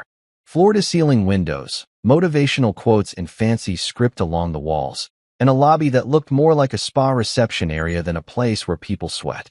Even the smell was different. Not that typical gym stench of old socks and broken dreams, but some kind of eucalyptus and ambition fragrance they probably pumped through the vents. I walked in carrying 2 smoothie cups like I was delivering hope and organic goodness, and the receptionist, this 20-something girl with a Titan Fit polo and a smile that could sell you a timeshare, looked at me like I'd just walked in wearing a Halloween costume in the middle of July. Her eyes went wide, her smile froze, and for a second, I swear I saw her soul leave her body and check the employee handbook for what to do in this exact situation. "Hey," I said, because I'm nothing if not oblivious to social cues when I'm on a mission. "I'm here for Riley Price, my wife. She's training with Tyler." The girl's face went through about 17 different emotions in 2 seconds flat. "Oh, She glanced at someone behind the desk, another employee who suddenly became very interested in the computer screen in front of her. "She's training in the back." The way she said training should have been my first clue. It was like when someone says sleeping, but they really mean passed out drunk on the bathroom floor. But I was too focused on my surprise mission to catch the warning sirens going off all around me. "Cool. I'll just head back then," I said, all cheerful and stupid. "Sir, actually, maybe you should," she started, but I was already walking past the desk, through the sea of treadmills and weight machines, following the signs toward the private training studios in the back. Because why would I wait at the desk like a normal person when I could personally deliver smoothies and ruin my entire life in one convenient location? I walked down this hallway lined with motivational posters. "Push your limits. No pain, no gain. Stronger every day." And I remember thinking how ironic it would be if they had one that said, "Your marriage is a lie," just to complete the set. The private training studio had glass walls, which in hindsight seems like a terrible design choice for a place where people are presumably doing private things. But hey, what do I know? I just build kitchens. That's when I saw them. There she was. My wife. My Riley. The woman who'd promised to love, honor, and cherish me through sickness and health, richer or poorer, in good times and bad. Except right now, she was giggling like a teenager at a boy band concert while Tyler, Mr. Abs on Instagram himself, with his perfect hair and his tank top that was probably 2 sizes too small on purpose, stood approximately 3 inches away from her, his hands on her hips, adjusting her form, on some kind of squat situation that definitely didn't require that much physical contact. I stood there in the doorway, smoothies in hand, watching my marriage die in real time under fluorescent lighting and to the soundtrack of whatever top 40 garbage was playing through the gym speakers. I think it was that song about loving somebody. Real appropriate. Universe. Thanks for that. They were laughing about something. She touched his arm. He said something that made her throw her head back like he was the funniest person who'd ever lived. And I just stood there, frozen. My brain was doing that thing where it tries to make what you're seeing make sense, but the pieces won't fit together no matter how hard you try to force them. Maybe it's innocent. Maybe this is just how personal training works now. Maybe I'm overreacting. Maybe.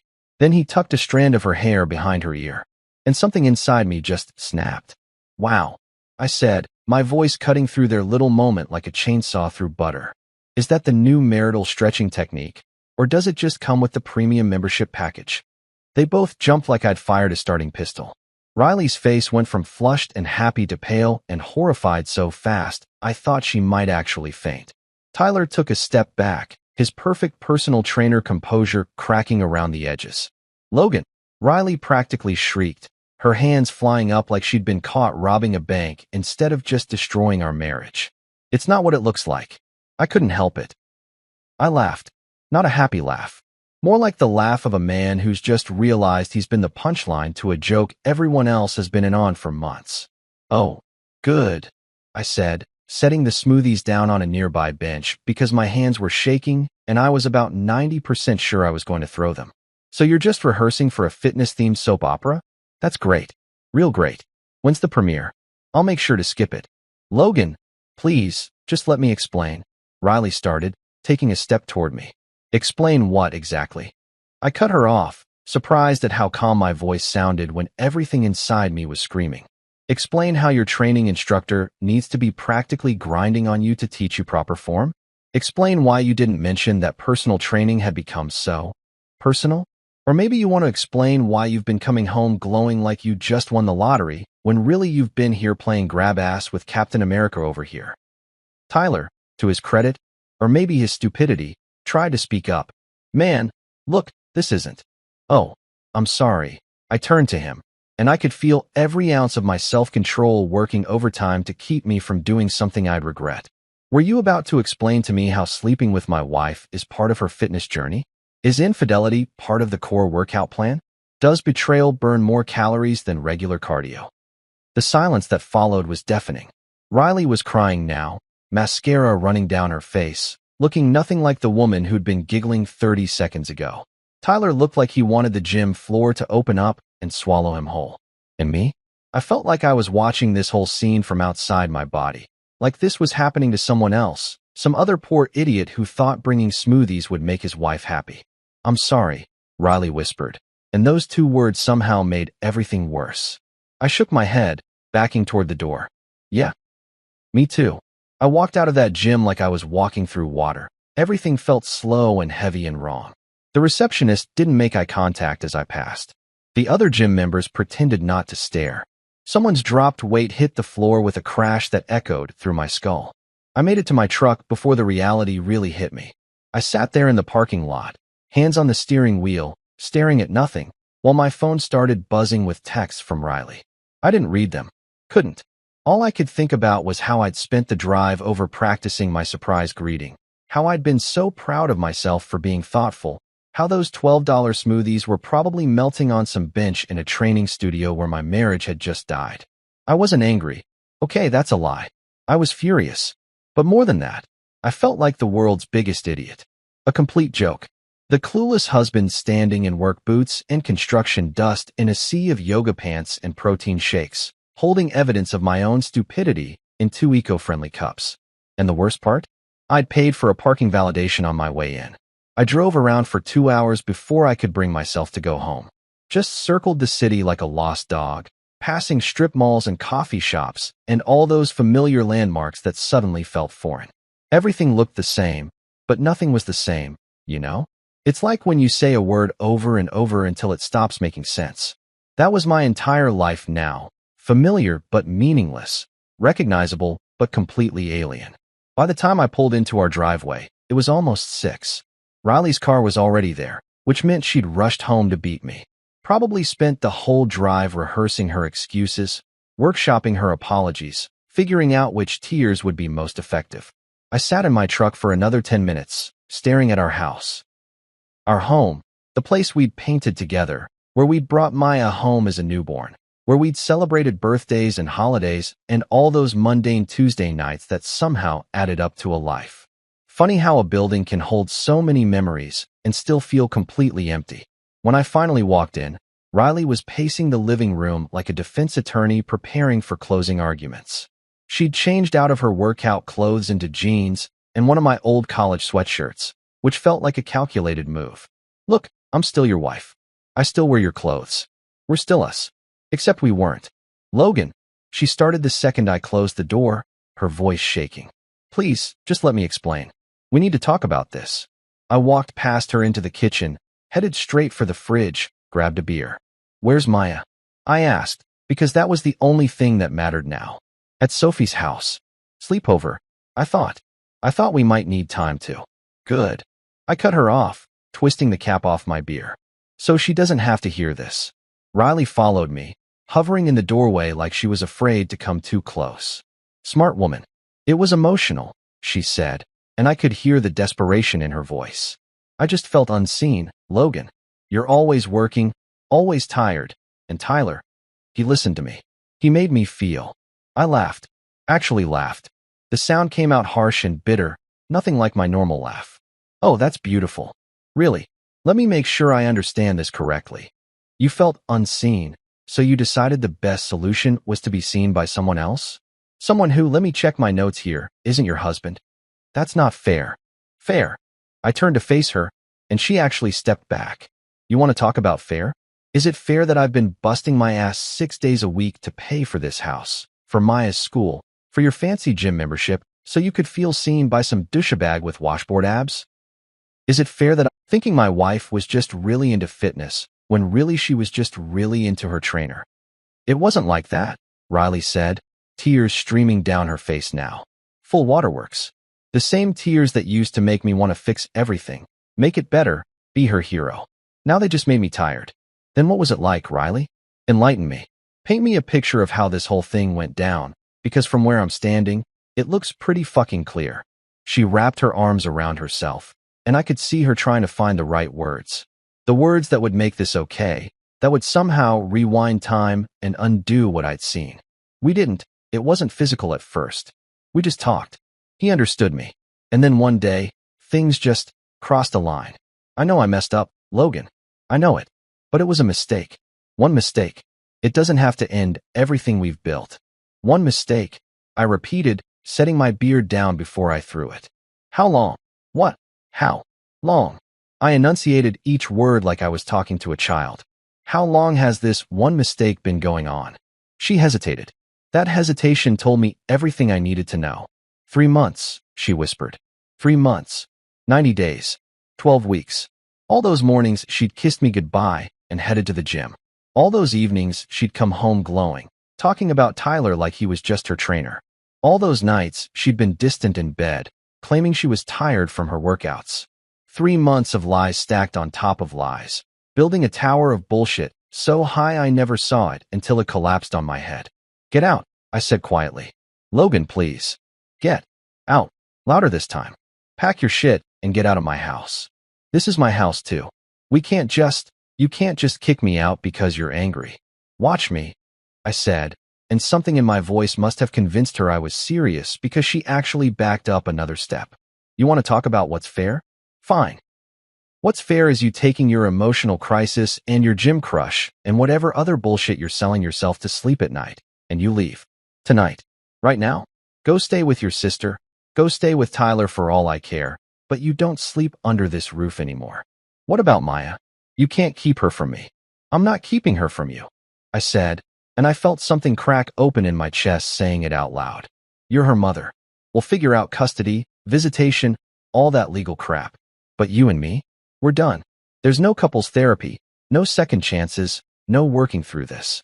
You made your choice when you decided to start screwing your personal trainer. Now I'm making mine. She was full-on sobbing now, mascara everywhere, snot running down her face, looking nothing like the woman who'd been giggling in that gym studio a few hours ago. It was a mistake, Logan. I love you. I love our family. Please don't throw away 9 years over one mistake. I looked at her, really looked at her, and tried to find the woman I'd married, the woman I'd loved enough to promise my whole life to. But all I could see was a stranger who'd been living in my house, sleeping in my bed, lying to my face for 3 months straight. You know what's ironic? I said, my voice dropping to something cold and detached. You felt unseen. Well, congratulations, babe. Now I can't unsee you with your hands all over that guy. So yeah, mission accomplished. I see you now. I see you real clear. She tried to say something else, but I held up my hand. I'm going upstairs. When I come back down, I want you gone. Take whatever you can fit in your car tonight. We'll deal with the rest later through lawyers. Logan, I'm not doing this anymore tonight, Riley. I can't. I can't. I walked upstairs, went into our bedroom, my bedroom now, I guess, and closed the door. I sat on the edge of the bed we'd shared for nearly a decade and listened to her move around downstairs. Drawers opening and closing, hangers scraping, the front door opening and slamming, her car starting, the sound of her driving away, and then silence. I sat there for a long time, staring at the wall, at the framed photos of our wedding, of Maya's birth, of Christmases and vacations, and all those frozen moments when we were happy, or when I thought we were happy. Now I'd spend the rest of my life wondering which smiles were real and which ones were just practice for the lies that came later. Maya was at a sleepover. Riley was gone. The house was empty except for me and the ghost of a marriage I'd thought was solid. I walked back downstairs, saw the gaps where her things used to be. I sat there until 3 in the morning, nursing the same beer that had gone warm hours ago, wondering how the hell I was going to explain to Maya that Mommy wasn't going to live here anymore, wondering if I'd ever trust anyone again, wondering if I'd been a bad husband, if I'd missed signs, if there was something I could have done differently. But mostly, I just sat there thinking about how a man could go from husband to guy who pays child support in one afternoon, from life partner to single dad, from we to me. And I thought, yeah, Riley, I was the receipt you couldn't return. But at least receipts have value as proof of purchase. What did she have now? A personal trainer who'd probably already moved on to his next client, and the satisfaction of destroying the best thing she ever had. As the sun started coming up, I finally threw away that bowl of uneaten pasta and made myself a promise. I'd survive this. I'd rebuild. And someday, somehow, I'd be okay again.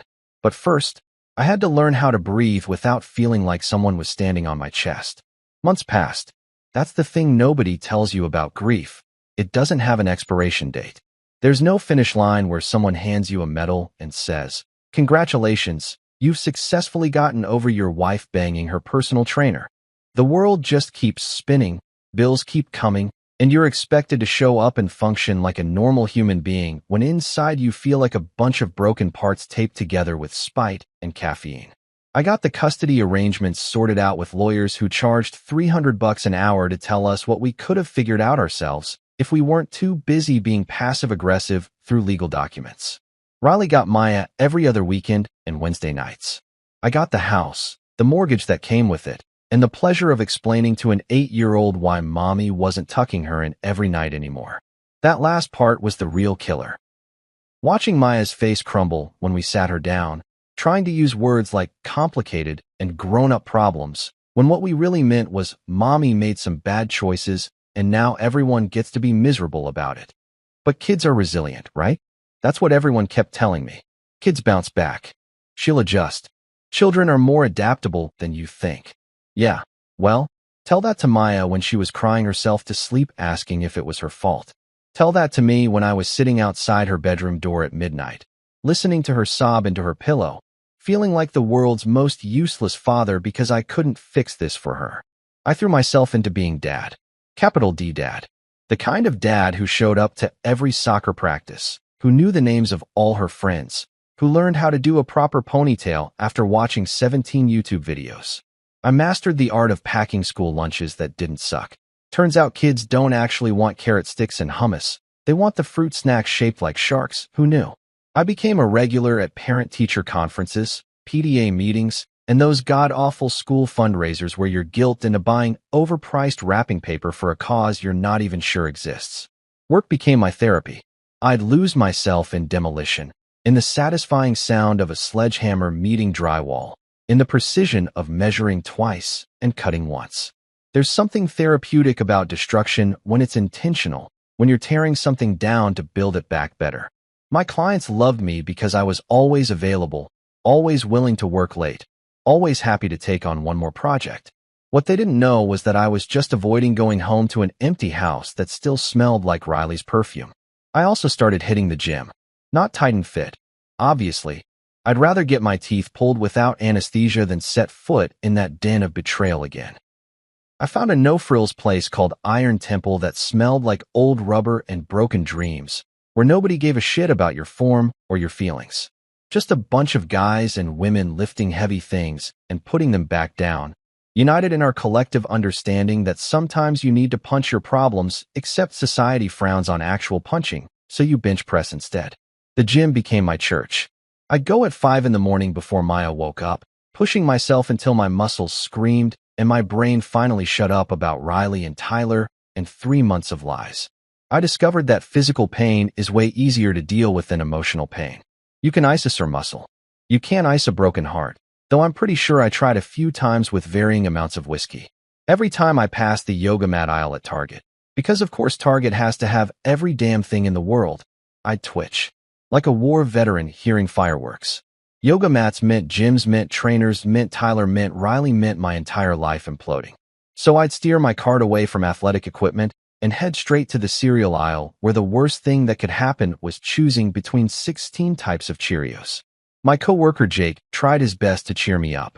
Jake was one of those perpetually optimistic guys who believed every cloud had a silver lining and every disaster was just a blessing in disguise. He'd show up at job sites with coffee and unsolicited life advice, like a motivational poster that wouldn't leave you alone. "Bro," he said one day while we were installing cabinets at the Johnsons' place. "Think of it this way. You lost 160 pounds of emotional baggage named Riley. That's like the best weight loss program ever. And you didn't even have to give up carbs." I hammered in another screw, maybe a little harder than necessary. "Yeah, Jake. Except I still have to pay her half my savings in the divorce settlement. So who's the real winner here?" Spoiler alert. It's the lawyers. It's always the lawyers. "At least you get the house," he offered, trying to find that silver lining he was so sure existed. "I get to keep paying a mortgage on a house that's too big for me and Maya. That's not winning. That's just losing more slowly." Jake handed me another screw. "You're gonna be okay, man. I know it doesn't feel like it now, but you will. You're already doing the work. Hitting the gym, taking care of Maya, not stalking Riley's social media at 2 in the morning. I only did that once," I protested. "Last week. It was for research purposes." "Research on what?" "How to make yourself miserable." He had a point. I had checked Riley's Instagram at 2:17 in the morning on a Tuesday, only to find she'd posted some quote about self-love and new beginnings with a picture of a sunset. Real original, Riley. Nothing says, "I've grown as a person," like a sunset and stolen wisdom from someone else's therapy session. I'd stared at that post for 20 minutes, reading the comments from her friends talking about how brave she was, how proud they were of her journey. Her journey, like she'd climbed Mount Everest instead of just climbing into bed with her trainer. I didn't comment, didn't like it, just closed the app and stared at my ceiling until my alarm went off at 5.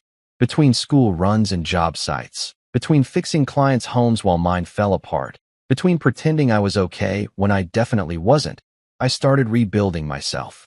Slowly, painfully, like those time-lapse videos of flowers growing, except way less pretty and with significantly more cursing. I discovered I actually liked quiet evenings. No more walking on eggshells, wondering if Riley was texting Tyler. No more pretending I didn't notice when she'd suddenly password protect her phone. No more lying in bed next to someone who was physically present but mentally somewhere else entirely.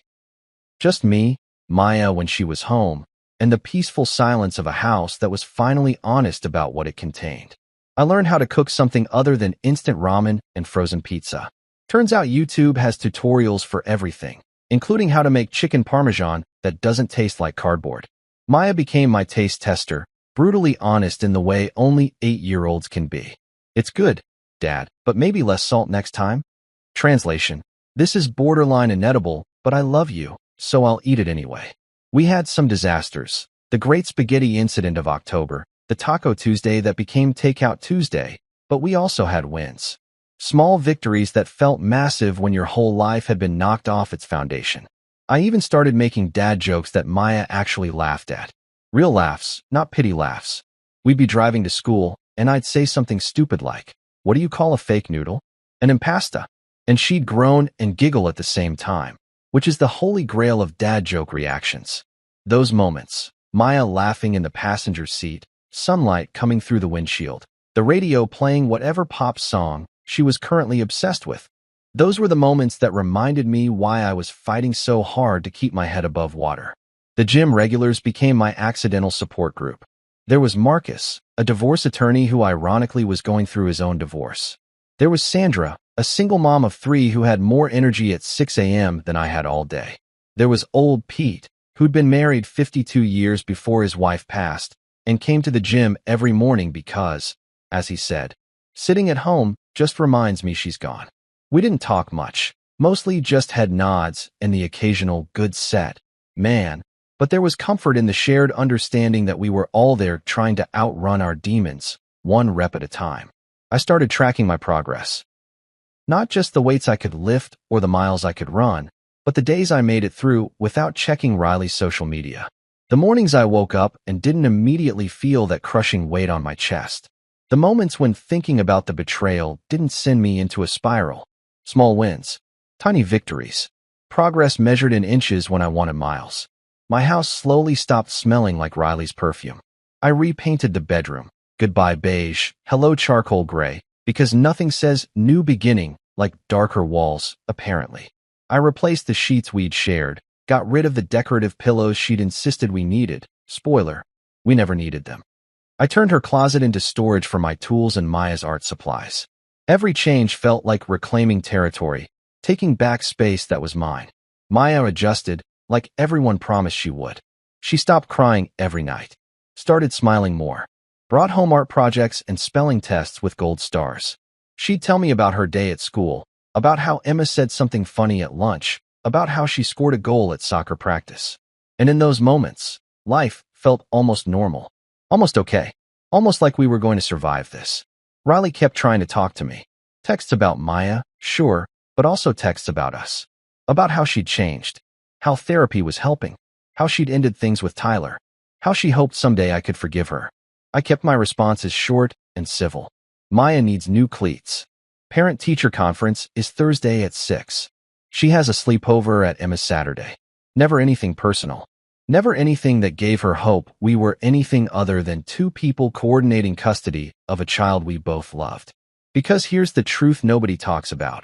Forgiveness isn't a switch you flip. It's not a decision you make one Tuesday morning over coffee. It's this long, exhausting process of slowly letting go of anger while simultaneously trying not to drown in sadness. And I wasn't there yet. Maybe I'd never be there. Maybe the best I could hope for was peaceful indifference. But I was trying. Every morning I got up. Every day I showed up. Every night I tucked Maya in and told her I loved her and reminded her that none of this was her fault. And slowly, painfully, ridiculously slowly, I started to feel like maybe Jake was right. Maybe I was going to be okay. Not today. Not tomorrow. But someday. Riley called sometimes. Not often, but enough to remind me that she still existed in the world beyond our awkward custody exchanges and impersonal text messages about Maya's schedule. At first, every time her name lit up my phone screen, my stomach would drop like I was on a roller coaster I never bought a ticket for. That Pavlovian response to seeing Riley Mobile flash across my screen. Part anxiety, part anger, part something I didn't want to examine too closely because it might have been sadness and I was done being sad about her. The calls were always about Maya. At least, that's what she claimed. Hey, I was thinking about taking Maya to that new trampoline park on my weekend. Is that okay? Or, Maya mentioned she needs help with her science project. Do you want me to handle it? Or would you rather? Always reasonable. Always appropriate. Always walking that tightrope of co-parenting while pretending we weren't two people who used to share a life and now could barely share a civil conversation. But sometimes, and this was the part that pissed me off, she'd slip. She'd add something extra. Something that had nothing to do with our daughter and everything to do with her need for absolution. I've been going to therapy, Logan. Dr. Chun says I was running from intimacy issues stemming from my childhood. Or, I ended things with Tyler, by the way. It wasn't real. It was never real. Like I was supposed to care. Like her enlightenment journey was somehow my concern. I'd keep my responses short. Sure, the trampoline park is fine. You can help with the science project. Never acknowledging the personal stuff. Never giving her the satisfaction of knowing whether it hurt or helped or landed anywhere in my emotional spectrum. Because the truth was, I didn't know. Some days I'd hang up and feel nothing. Other days I'd sit there with the phone in my hand, wondering if she actually felt bad or if therapy had just taught her the right words to say to sound like she felt bad. One evening in late November, Maya was at Riley's. I was sitting on my couch eating Chinese takeout straight from the container like a divorced dad cliché. An envelope arrived in the mail. Thick, glossy, official looking. I set down my Kung Pao chicken and examined it like it might explode. Return address, Titan Fit Premium Fitness Center. You've got to be kidding me. I opened it, and there it was, a membership renewal notice. In my name. Logan Price, we miss you. Your annual membership is up for renewal. Lock in last year's rate of $899 per year and continue your fitness journey with us. There was even a personal note scrawled at the bottom in sparkly purple pen. Hope to see you back soon. Ashley at the front desk. I laughed. Actually laughed out loud in my empty living room, scaring the hell out of the dog who'd been sleeping next to me. The audacity. The sheer, unmitigated gall of this place, sending me a renewal notice like I'd just been on an extended vacation instead of having my marriage explode in their private training studio. I grabbed my phone and called before I could talk myself out of it. A perky voice answered. Titan Fit, this is Ashley.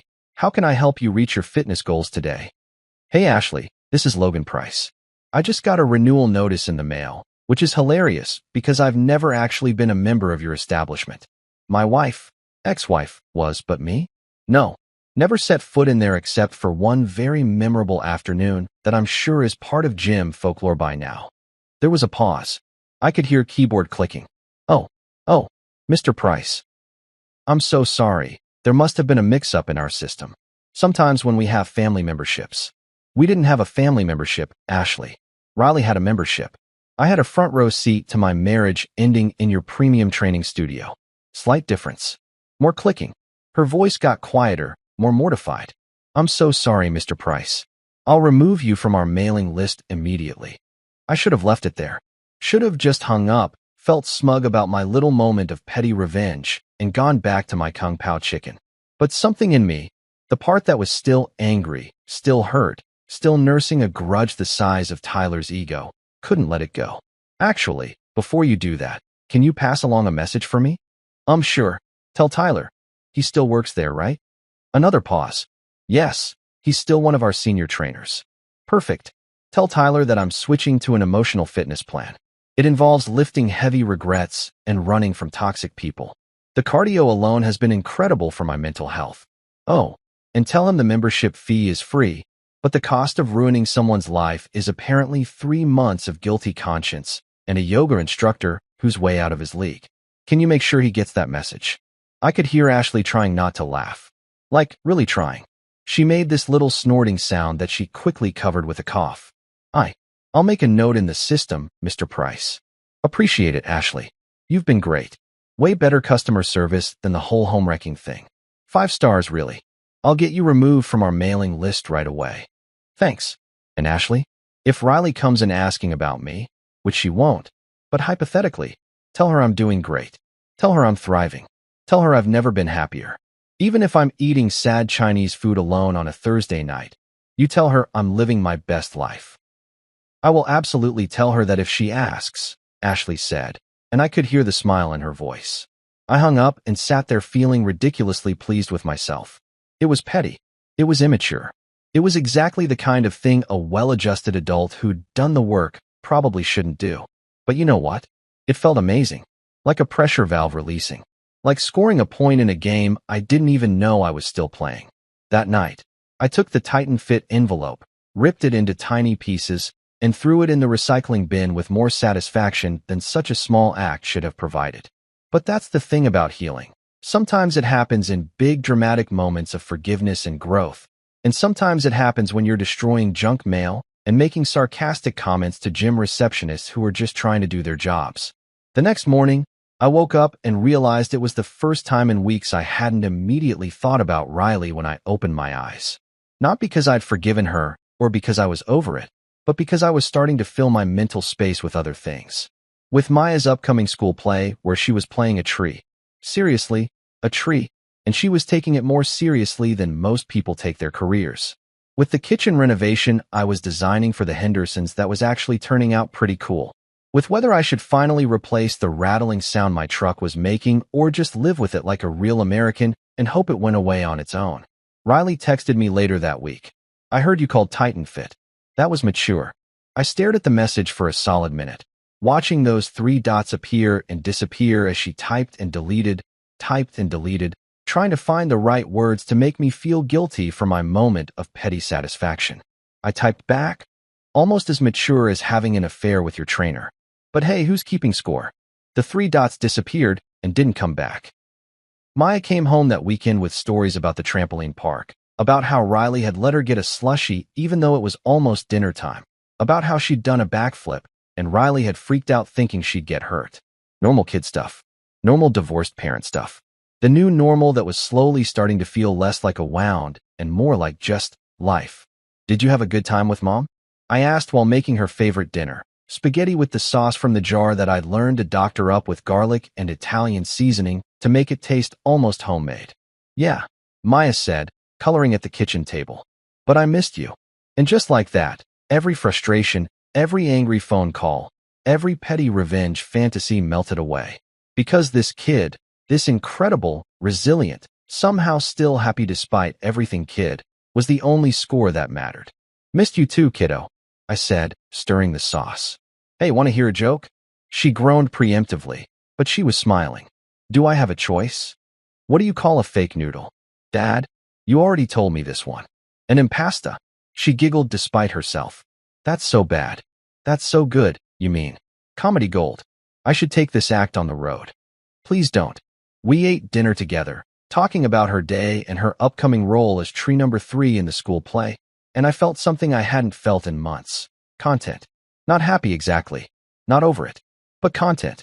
Like maybe I was going to be okay. Like maybe we were going to be okay.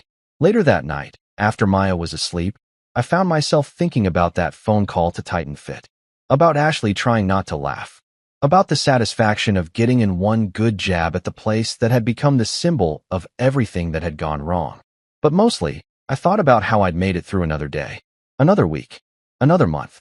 How the spaces between thinking about Riley were getting longer. How the weight on my chest was getting lighter. How life was slowly, painfully, stubbornly continuing whether I was ready for it or not. I still had moments where I'd see a couple holding hands and feel that knife twist in my gut.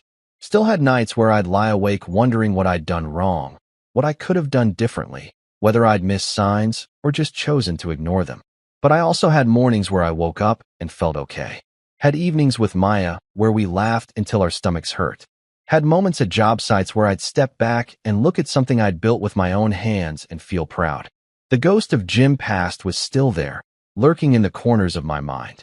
But it was getting quieter, fading, becoming less of a haunting and more of a memory I could file away under lessons learned the hard way. And that renewal notice? That stayed ripped up in my recycling bin, right where it belonged. A perfect metaphor for my marriage to Riley and everything that came with it. Trash day couldn't come soon enough. Fast forward 6 months. It was one of those Seattle evenings in April where the rain came down sideways. The kind of weather that makes you question why anyone voluntarily lives in the Pacific Northwest. Maya and I were deep into a cartoon marathon. Some show about talking animals who solve mysteries. And honestly, I was more invested in the plot than I wanted to admit. We were at the part where the rabbit detective was about to reveal who stole the golden carrot when I heard it. Knock, knock, knock. Not the casual, hey neighbor, can I borrow some sugar knock. Not the delivery guy with a package knock. This was hesitant, uncertain. The kind of knock that says the person on the other side isn't sure they should be there, but showed up anyway. I'll get it, I said, pausing the TV mid-cliffhanger. Maya groaned in protest, but I was already up, padding across the living room in my socks and sweatpants, looking every bit the divorced dad who'd given up on impressing anyone. I opened the door, and my brain short-circuited for a solid 3 seconds. Tyler, Mr. Perfect Posture himself, stood on my porch, soaked to the bone like he'd walked here through a car wash. His Gym Perfect hair was plastered to his forehead, his designer workout jacket clinging to him in ways that probably looked good on Instagram, but right now just looked pathetic. He was holding a gym bag, because of course he was, like he'd just come from teaching a class on how to ruin marriages while maintaining proper squat form. We stared at each other. The rain hammered down around him. Water dripped off his nose. Somewhere in the distance, a car alarm was going off. It was the most awkward moment since that time I'd walked in on him touching my wife, which, as you can imagine, set a pretty high bar for awkward. Before he could get a word out, before he could launch into whatever rehearsed speech he'd prepared on his way over, I said, "Sorry, man, the dumbbell section's that way," and pointed down the street like I was giving directions to a lost tourist. He blinked. Water dripped into his eyes. "Logan, oh, you know my name. That's great. Real great. For a while there, I thought you just knew me as Riley's husband, or that guy whose life I helped destroy. Nice to know we're on a first-name basis now." He flinched like I'd slapped him. "Good. Look, I know you have every right to hate me." Wow. Give this man a prize for self-awareness. What gave it away? Was it the part where you slept with my wife, or the part where you did it in a gym I was indirectly paying for through her membership fees? Because both of those seem like pretty solid reasons, but I want to make sure we're on the same page. Tyler shifted his gym bag from one hand to the other, and I noticed his hands were shaking. Whether from cold or nerves, I didn't know and didn't care. "Riley's done with me," he said, and his voice cracked a little. "She told me everything. About you. about Maya, about how she messed up. I wanted to say I'm sorry. I leaned against the doorframe, crossing my arms, making it very clear he wasn't coming inside. You came all the way here, in the rain, to confess? What is this, a rom-com audition? Should I be expecting a boom mic to swing into frame? I'm being serious. Oh, you're being serious. Well, that changes everything. Pack it up, folks. Tyler's being serious now. All is forgiven. Should we hug it out? Maybe do some trust falls? I could spot you while you bench press your guilt. He actually looked like he might cry, which was simultaneously satisfying and somehow made me angrier. How dare he show up here looking vulnerable? How dare he stand on my porch, dripping wet and pathetic, asking for forgiveness when I was the one who'd spent months putting my life back together while he got to walk away with nothing more than a bruised ego. I didn't mean to hurt anyone, he stammered, and it was possibly the stupidest thing anyone had ever said to me. I laughed. Actually laughed. You didn't mean to hurt anyone. That's beautiful. Really. Let me make sure I understand. You accidentally developed feelings for a married woman? You accidentally spent 3 months sneaking around with her? Your dick accidentally ended up somewhere it had no business being? Is that what you're telling me? Because if so, you should probably see a doctor about your lack of control over your own actions. That's not. I'm trying to apologize. And I'm trying to watch cartoons with my daughter, but here we are, having this delightful conversation instead. Tell me, Tyler, what exactly did you think was going to happen here? You'd show up, say sorry, and I'd what? Absolve you of your guilt? Give you permission to feel better about yourself? Tell you it's all okay, and we can be buddies now. No, you just what? Wanted to clear your conscience? Wanted to feel like a good guy who owns his mistakes? Here's a news flash, buddy. Saying sorry doesn't make you noble. It makes you someone who did something shitty and now wants credit for acknowledging it. You want forgiveness? Go find a priest. Want absolution? Try therapy. But don't show up at my door like I'm some NPC in your redemption arc. The rain was really coming down now, and Tyler was shivering. Good. I hoped he was miserable. I hoped every drop of rain felt like a tiny reminder of what he'd done. I hoped he'd catch a cold and spend the next week sniffling into tissues and questioning his life choices. I know I can't take it back, he said quietly. I know I screwed up. I just wanted you to know that I'm sorry. That I think about what I did every day. That's funny. I cut him off, and I could feel my smile turn cold. You seemed pretty flexible when you were bending the rules. Pretty comfortable when you were adjusting my wife's form. Pretty confident when you were texting her all those messages I found on her phone after she moved out. But now you're sorry? Now you think about it every day? I do. Save it. I straightened up, done with this conversation. Done with his guilt. Done with being the person who was supposed to make him feel better about being a home-wrecking douchebag. You want to know what I think about every day? I think about explaining to my 8-year-old daughter why her mom doesn't live here anymore. I think about the look on her face when she asks if it's her fault. I think about all the small, stupid ways my life got blown apart because you and Riley decided your feelings mattered more than everyone else's. Tyler opened his mouth to respond, but I wasn't done. I think about Maya asking me why grown-ups can't just keep their promises. I think about tucking her in at night and hearing her cry for her mom. I think about every soccer game and school play where Riley and I have to stand on opposite sides of the field pretending we can be civil. I think about how my daughter's entire sense of security got shattered because 2 adults couldn't keep it in their pants. That's what I think about every day. He looked like I'd punched him in the gut. His eyes were red. Could have been tears. Could have been rain. I didn't care enough to determine which. So you're sorry? I continued, and my voice was getting louder now. I could hear Maya pause the TV in the living room, probably listening. I should have cared. Should have lowered my voice. But 6 months of being the good guy, the mature co-parent, the bigger person had filled my tank, and I was overflowing. You're sorry you got caught. Sorry it didn't work out with Riley. Sorry you're facing consequences for your actions. But are you sorry you did it? Because given the chance, given the opportunity, given my wife batting her eyes at you in that gym, you'd do it all over again. Don't pretend otherwise. That's not true. Get off my porch, I said, and my voice dropped to something quiet and dangerous. Get off my porch, get out of my neighborhood, and go back to whatever life you've built for yourself since you helped destroy mine. Riley might need to hear your apology. Riley might need your guilt to validate her own. But me? I don't need a damn thing from you except for you to disappear. Logan, We're done here. I stepped back and grabbed the door handle. Tyler took a step forward, like he was going to try one more time to make me understand, to make me care, to make this moment mean something in his personal journey toward being a better person. One more thing, I said, pausing. You and Riley? You deserved each other. Not because you're both bad people, though jury's still out on that one. But because you're both the kind of people who think saying sorry fixes everything. Who think good intentions excuse bad actions. Who think everyone else should accommodate your emotional growth at their own expense. I smiled, and I knew it wasn't a kind smile. So yeah, I'm sorry things didn't work out between you two. I'm sorry Riley realized that a guy who'll cheat with her will probably cheat on her. I'm sorry you're standing on my porch in the rain, looking for forgiveness I'll never give you.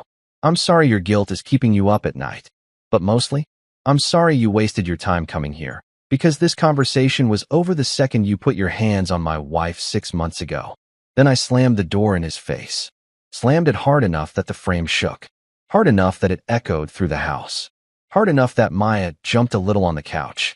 I stood there with my hand on the door, breathing hard, listening to Tyler's footsteps retreat down the porch steps, hearing his car door slam a minute later, the engine starting, the sound of him driving away.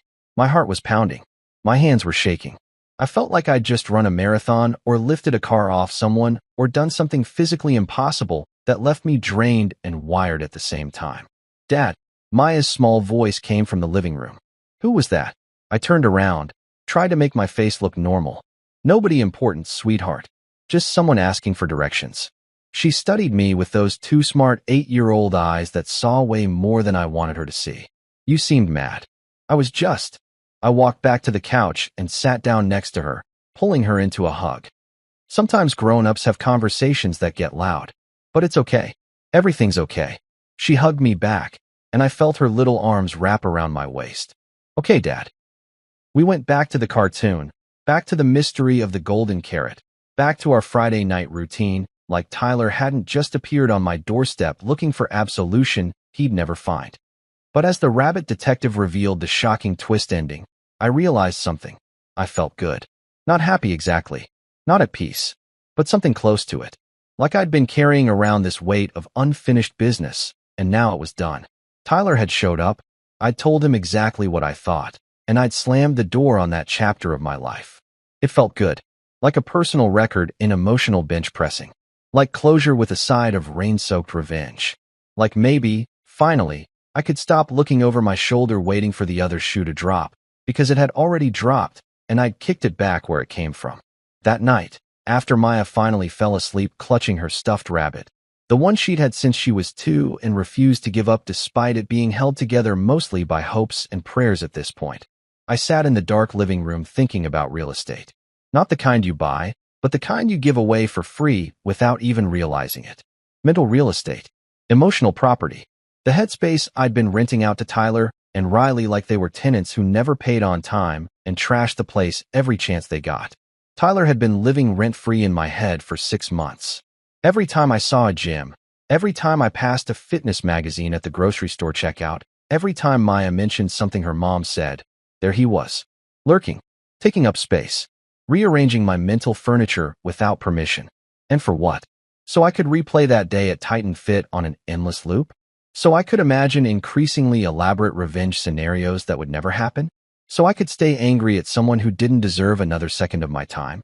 I decided right then, sitting in my living room with nothing but the glow of the TV menu screen for light, that rent was due. Past due, actually. And eviction was immediate. No 30-day notice. No going through proper channels. Just straight up, get the hell out of my head. You're done here. Don't let the door hit you on the way out. I got up and started cleaning. Not the regular kind of cleaning where you wipe down counters and maybe vacuum if you're feeling ambitious. I'm talking about deep cleaning. The kind of cleaning that happens at 3 in the morning when you're making life-changing decisions and need to do something with your hands. I pulled out the vacuum and went over every inch of carpet like I was erasing evidence from a crime scene. I scrubbed the kitchen until the counters gleamed. I organized the junk drawer that had become a black hole of random batteries, rubber bands, and receipts from 2019. Then I moved to the harder stuff. I went through the house and gathered every single reminder of Riley. The framed photos from our wedding that I'd turned face down months ago, but never actually removed. The decorative bowl she'd bought at some artisan market because it spoke to her. Apparently, it had nothing to say to me because I'd always thought it was ugly. The throw blanket she'd picked out that Maya refused to use because it was too scratchy. The cookbook she'd bought with grand plans to become a master chef, but had only used twice, leaving behind oil stains on the pages and abandoned dreams of domestic goddess status. I piled it all in boxes. Not in an angry, throwing things around kind of way. More methodical, clinical even, like I was a surgeon removing something that didn't belong in the body anymore. Each item went into a box marked Riley's stuff in black Sharpie, and with each item, I felt a little bit lighter. The gym towel she'd left behind, the one with the Titan Fit logo that I'd been using as a rag under the sink, that one got special treatment. I took it outside to the grill, the one I'd bought last summer during my brief phase of thinking I could be a barbecue dad. I laid that towel right on the grates, squirted it with lighter fluid, and lit it up. Don't worry, I did it safely. Grill lid open, fire extinguisher nearby, no trees overhead. I'm emotionally damaged, not stupid. I watched that towel burn, the Titan Fit logo curling and blackening, and I felt absolutely nothing. No satisfaction, no anger, just the mild pleasure of watching something turn to ash that probably should have been thrown away months ago. The smell was terrible, burning polyester mixed with whatever chemicals they used to make gym towels moisture-wicking, but it was worth it for the symbolism alone. When the fire died down and all that was left was a small pile of melted fabric and regret, I went back inside, showered off the smell of burning bad decisions, and climbed into bed. For the first time in 6 months, I didn't check my phone to see if Riley had texted. Didn't scroll through social media. Didn't lie awake constructing imaginary conversations where I said the perfect thing and everyone clapped. I just slept. The next morning, I woke up before my alarm, which literally never happens, and I felt different. Not healed, not over it, but different. Like I'd shed a layer of skin that had been too tight, too uncomfortable, too covered in other people's bullshit. I made coffee, started breakfast, and when Maya wandered into the kitchen rubbing sleep from her eyes, I was actually humming. "You're happy," she observed suspiciously, "because kids can smell emotional shifts like sharks smell blood." "I'm okay," I corrected, sliding a plate of pancakes in front of her. "There's a difference." "What's the difference?" I thought about it while pouring her orange juice. Happy is when everything's good. Okay is when everything's not good, but you're dealing with it anyway. And sometimes okay is enough. She considered this while drowning her pancakes in syrup. I think okay is better, because happy can go away fast. But okay stays. Out of the mouths of babes, right? My 8-year-old daughter just dropped more wisdom than most self-help books I'd rage-skimmed at 2 in the morning.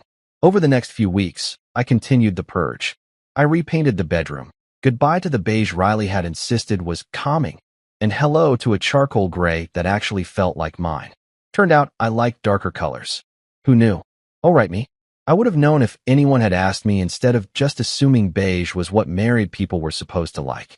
I replaced the sheets we'd shared, got rid of those decorative pillows that served no purpose except to be thrown on the floor every night before bed. Seriously, why do people buy pillows you can't use? That's like buying a car you can't drive. It's aesthetic dictatorship, and I was staging a revolution. I turned Riley's old closet into storage for my tools and Maya's art supplies. Every time I opened that closet door and saw my circular saw where her dresses used to hang, I felt like I'd reclaimed territory. Like I'd planted a flag on land that was rightfully mine and declared independence from the tyranny of matching bedroom sets and coordinated color schemes. The divorce papers arrived in July. Thick manila envelope, official stamps, lawyer letterhead, the whole production.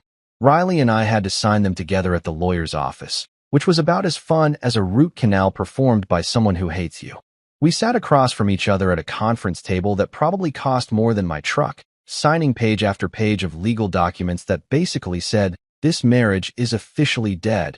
Here's how we're dividing the corpse." She looked different. Tired. Not the glowing, gym-confident woman who'd left, but someone who'd lived through consequences and come out the other side looking less certain about everything. Her hair was pulled back in a messy ponytail. The kind you wear when you stop caring, not the kind you style to look effortlessly casual. No makeup. A sweatshirt that had seen better days. She looked, honestly, like I'd felt for the past 6 months. "How have you been?" she asked while we waited for the lawyers to finish making copies. "Fine," I said, because what else was I supposed to say? "I've been great, thanks for asking. I've spent half a year putting my life back together while you figured out that cheating wasn't the solution to whatever problem you thought you had." "Maya seems good," she tried again. "She is good. She's resilient. Thank God one of us passed that gene on to her." Riley flinched but didn't respond. We signed the last page. The lawyer congratulated us on being so civil. I wanted to laugh. Civil, that's what we'd become. Two strangers who shared a kid and a mortgage we just legally divided. Civil, like we were countries after a war, agreeing to tolerate each other's existence. We walked out of that office together. Well, at the same time, not together, and stood in the parking lot for an awkward moment. She looked like she wanted to say something. Something big. But right now, we're co-parents who used to be married. That's enough. She nodded, tears forming in her eyes. Yeah, okay. I got in my truck and drove away, and I didn't look back. Not out of anger or spite, but because there was nothing behind me worth seeing anymore. The rearview mirror was for checking traffic, not for dwelling on what used to be. That night, I took Maya out for ice cream to celebrate absolutely nothing. Just ice cream on a Wednesday because we could. Because I was making new traditions that didn't involve Riley or memories of when we were a family of 3. She got chocolate chip cookie dough. I got mint chocolate chip. We sat on a bench outside the shop, watching the sunset, and she told me about her day at summer camp, about how she'd made a friendship bracelet for her friend Emma, about how she'd learned to do a cartwheel. Normal stuff. Kid stuff. The kind of stuff that made me realize that the best revenge wasn't anger or bitterness or burning gym towels in my backyard. The best revenge was peace. Was being able to sit with my daughter eating ice cream and not thinking about Riley or Tyler or divorce papers or any of the drama that had consumed the last 6 months of my life. The best revenge was being okay. Not happy. Maya was right about that. Happy could disappear as fast as it arrived. But okay? Okay was steady. Okay was reliable. Okay was waking up and not immediately feeling like someone was standing on your chest. Okay was making it through a whole day without checking your ex's social media. Okay was laughing at your own jokes and meaning it. I realized, sitting there with ice cream dripping down my hand because I was too busy listening to Maya's story to eat it properly, that I'd stopped performing my healing for an invisible audience. I wasn't getting better to prove something to Riley, or to show Tyler I was fine without them, or to demonstrate to my friends that I'd bounced back. I was getting better because the alternative was staying broken, and I had a kid who needed me to be something other than a cautionary tale about trusting the wrong person. Maybe I'd never fully trust anyone again. Maybe I'd always have that little voice in the back of my head looking for red flags and signs of betrayal. Maybe I'd ruin my chances at a healthy relationship because I'd be too busy waiting for the other shoe to drop. Or maybe not. Maybe someday I'd meet someone who made me want to try again. Someone who didn't work at a gym. That was non-negotiable. Someone who understood that I came with baggage and a precocious daughter and a deep-seated mistrust of personal trainers. But that was future Logan's problem. Present Logan just needed to finish his ice cream and get Maya home before bedtime. Parenting with an ex is like running a 3-legged race where you're tied to someone you actively want to avoid, but you can't because there's a finish line, and it's called raising a functional human being. You move forward, but it's awkward as hell, and someone's always stepping on someone else's foot. Riley and I worked out custody terms that looked good on paper. Every other weekend, alternating holidays, Wednesday dinners when her schedule allowed. We agreed on communication boundaries, which basically meant only text about Maya and no drunk dialing at 2 a.m. to relitigate the past. We even established one golden rule that our lawyers thought was cute, but I considered essential. No emotional burpees. No dragging Maya into our mess. No using her as a messenger service. No guilt-tripping each other through an 8-year-old intermediary. We even started seeing a co-parenting therapist named Dr. Bennett, a woman in her 60s who'd probably seen every flavor of divorce drama and still somehow maintained faith in humanity. She had this calm, measured way of speaking that made you feel like an idiot for being petty, but in a gentle way that didn't make you want to argue. The goal, Dr. Bennett said during our first session, sitting in her office that smelled like lavender and middle-aged wisdom, is to let go of resentment toward each other and focus on what's best for Maya. I nodded like a good student. Absolutely. Let go of resentment. Got it. Logan, she said, giving me that look that therapists perfect over years of dealing with people's bullshit. Do you think you can do that? I thought about it for a second. Can I do that after Riley stops wearing full athleisure to parent-teacher meetings? Because it feels like she's rubbing it in. Even Riley cracked a laugh at that one, quickly covering her mouth like she wasn't supposed to find me funny anymore. Progress, I guess. If we could laugh at the same stupid joke, maybe we could figure out how to be in the same room without the temperature dropping 20 degrees. Dr. Bennett smiled. Small steps, Logan. Small steps. And it was small steps. Painful, awkward. Why is this so hard, small steps? But we did it. We showed up to Maya's soccer games and stood on opposite sides of the field like Cold War superpowers, but we showed up. We both attended the parent-teacher conferences and managed not to argue about whose parenting style was better. We coordinated birthday parties and holiday schedules without lawyers having to get involved, which felt like an Olympic achievement. Maya was thriving, which was the whole point. Straight A's on her report card, a collection of soccer trophies that was taking over her bookshelf, and enough sass to fill a stadium. She'd learned to navigate two households like a tiny diplomat, remembering that Dad's house had different rules than Mom's house, and neither of us was wrong, just different. One day she told me, unprompted, Mom says you're funny now. I was making dinner. Spaghetti again, because some traditions die hard. Sweetheart, I was always funny. Your mom just preferred cardio to comedy. Maya giggled, then got that serious look kids get when they're about to say something important. Are you and Mom going to be friends again? I turned off the stove and sat down next to her at the kitchen table. We're going to be friendly, I said carefully. We're going to work together to make sure you're happy and healthy. But the kind of friends we used to be? Probably not. Because she hurt you? Because sometimes people grow apart, and that's okay. What matters is that we both love you, and we're both going to keep showing up for you. Deal. She thought about it, then nodded. Deal. And that was it. That was the whole complicated mess of co-parenting distilled into a conversation with an 8-year-old who understood more than I gave her credit for. Riley and I weren't going to be friends. We weren't going to have coffee and laugh about old times. But we were going to show up, be civil, and raise our daughter together from separate addresses. It wasn't the life I'd planned. Wasn't the fairy tale ending I'd imagined when I'd gotten down on one knee 9 years ago. But it was working. Maya was happy. I was okay. Riley seemed to be figuring out her own stuff. And honestly, that was enough. By winter, life had found its rhythm again. Not the old rhythm. That was gone, buried under 6 feet of betrayal and divorce papers. But a new one. Different. Quieter. Mine. My days followed a pattern that would have bored me a year ago, but now felt like the most stable thing in the world. Wake up at 5:30, hit the gym before Maya woke up, make breakfast, pack lunches, drop her at school, head to whatever job site needed my attention, pick her up, help with homework, make dinner, bedtime routine, repeat. Monday through Friday, like clockwork. Weekends were split between solo dad time and the blessed quiet of my every other weekend when Maya was at Riley's. I'd found my rhythm. Work, Maya, sleep, repeat. It wasn't exciting, but exciting had gotten me a front row seat to my marriage imploding, so I was perfectly fine with boring. Riley showed up for school events now. We'd see each other at Maya's soccer games, at the winter concert where our daughter played the recorder with more enthusiasm than skill, at the science fair where she'd built a volcano that actually worked. We'd smile politely across crowded gymnasiums, wave awkwardly from opposite ends of the bleachers, make small talk about Maya's progress that carefully avoided anything personal. We were two adults who had burned a bridge but were learning to share the view from opposite sides. It wasn't friendship. It wasn't even really forgiveness. But it was functional, and in the Olympics of divorced co-parenting, functional deserved a medal. Sometimes I'd catch Riley looking at me with something that looked like regret. Those moments when I'd be laughing with Maya about something, or talking to another parent, or just existing in a way that suggested I'd moved on without her.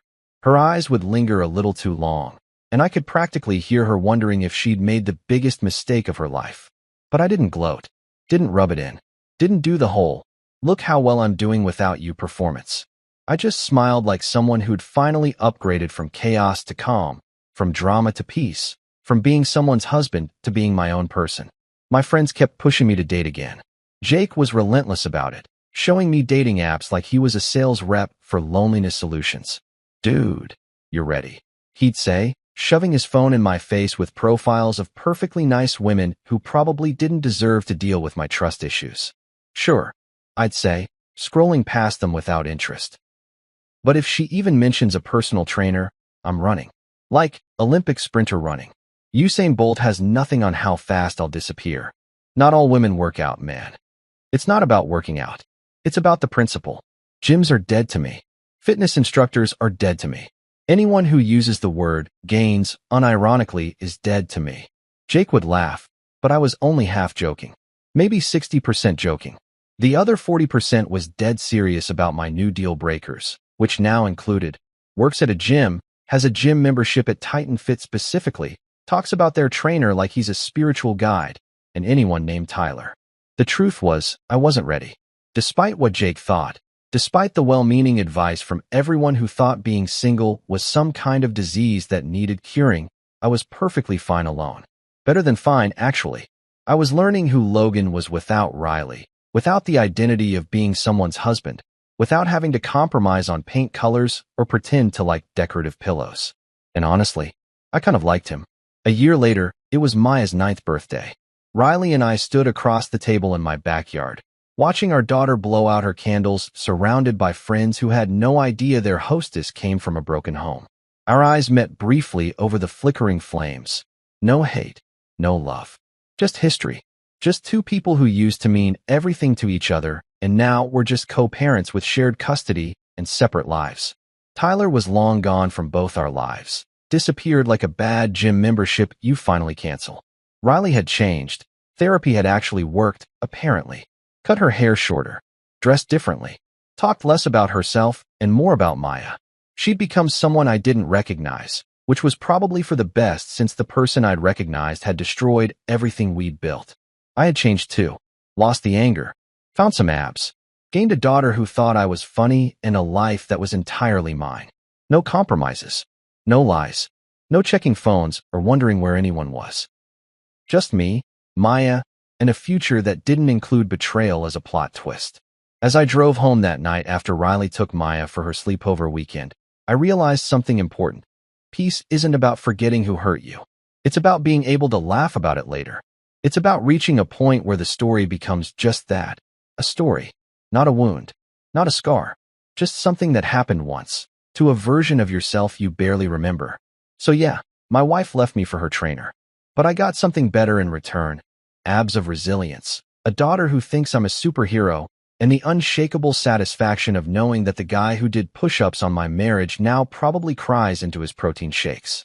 And that, my friend, is what I call closure with cardio. The weight had finally lifted, and I was stronger for it.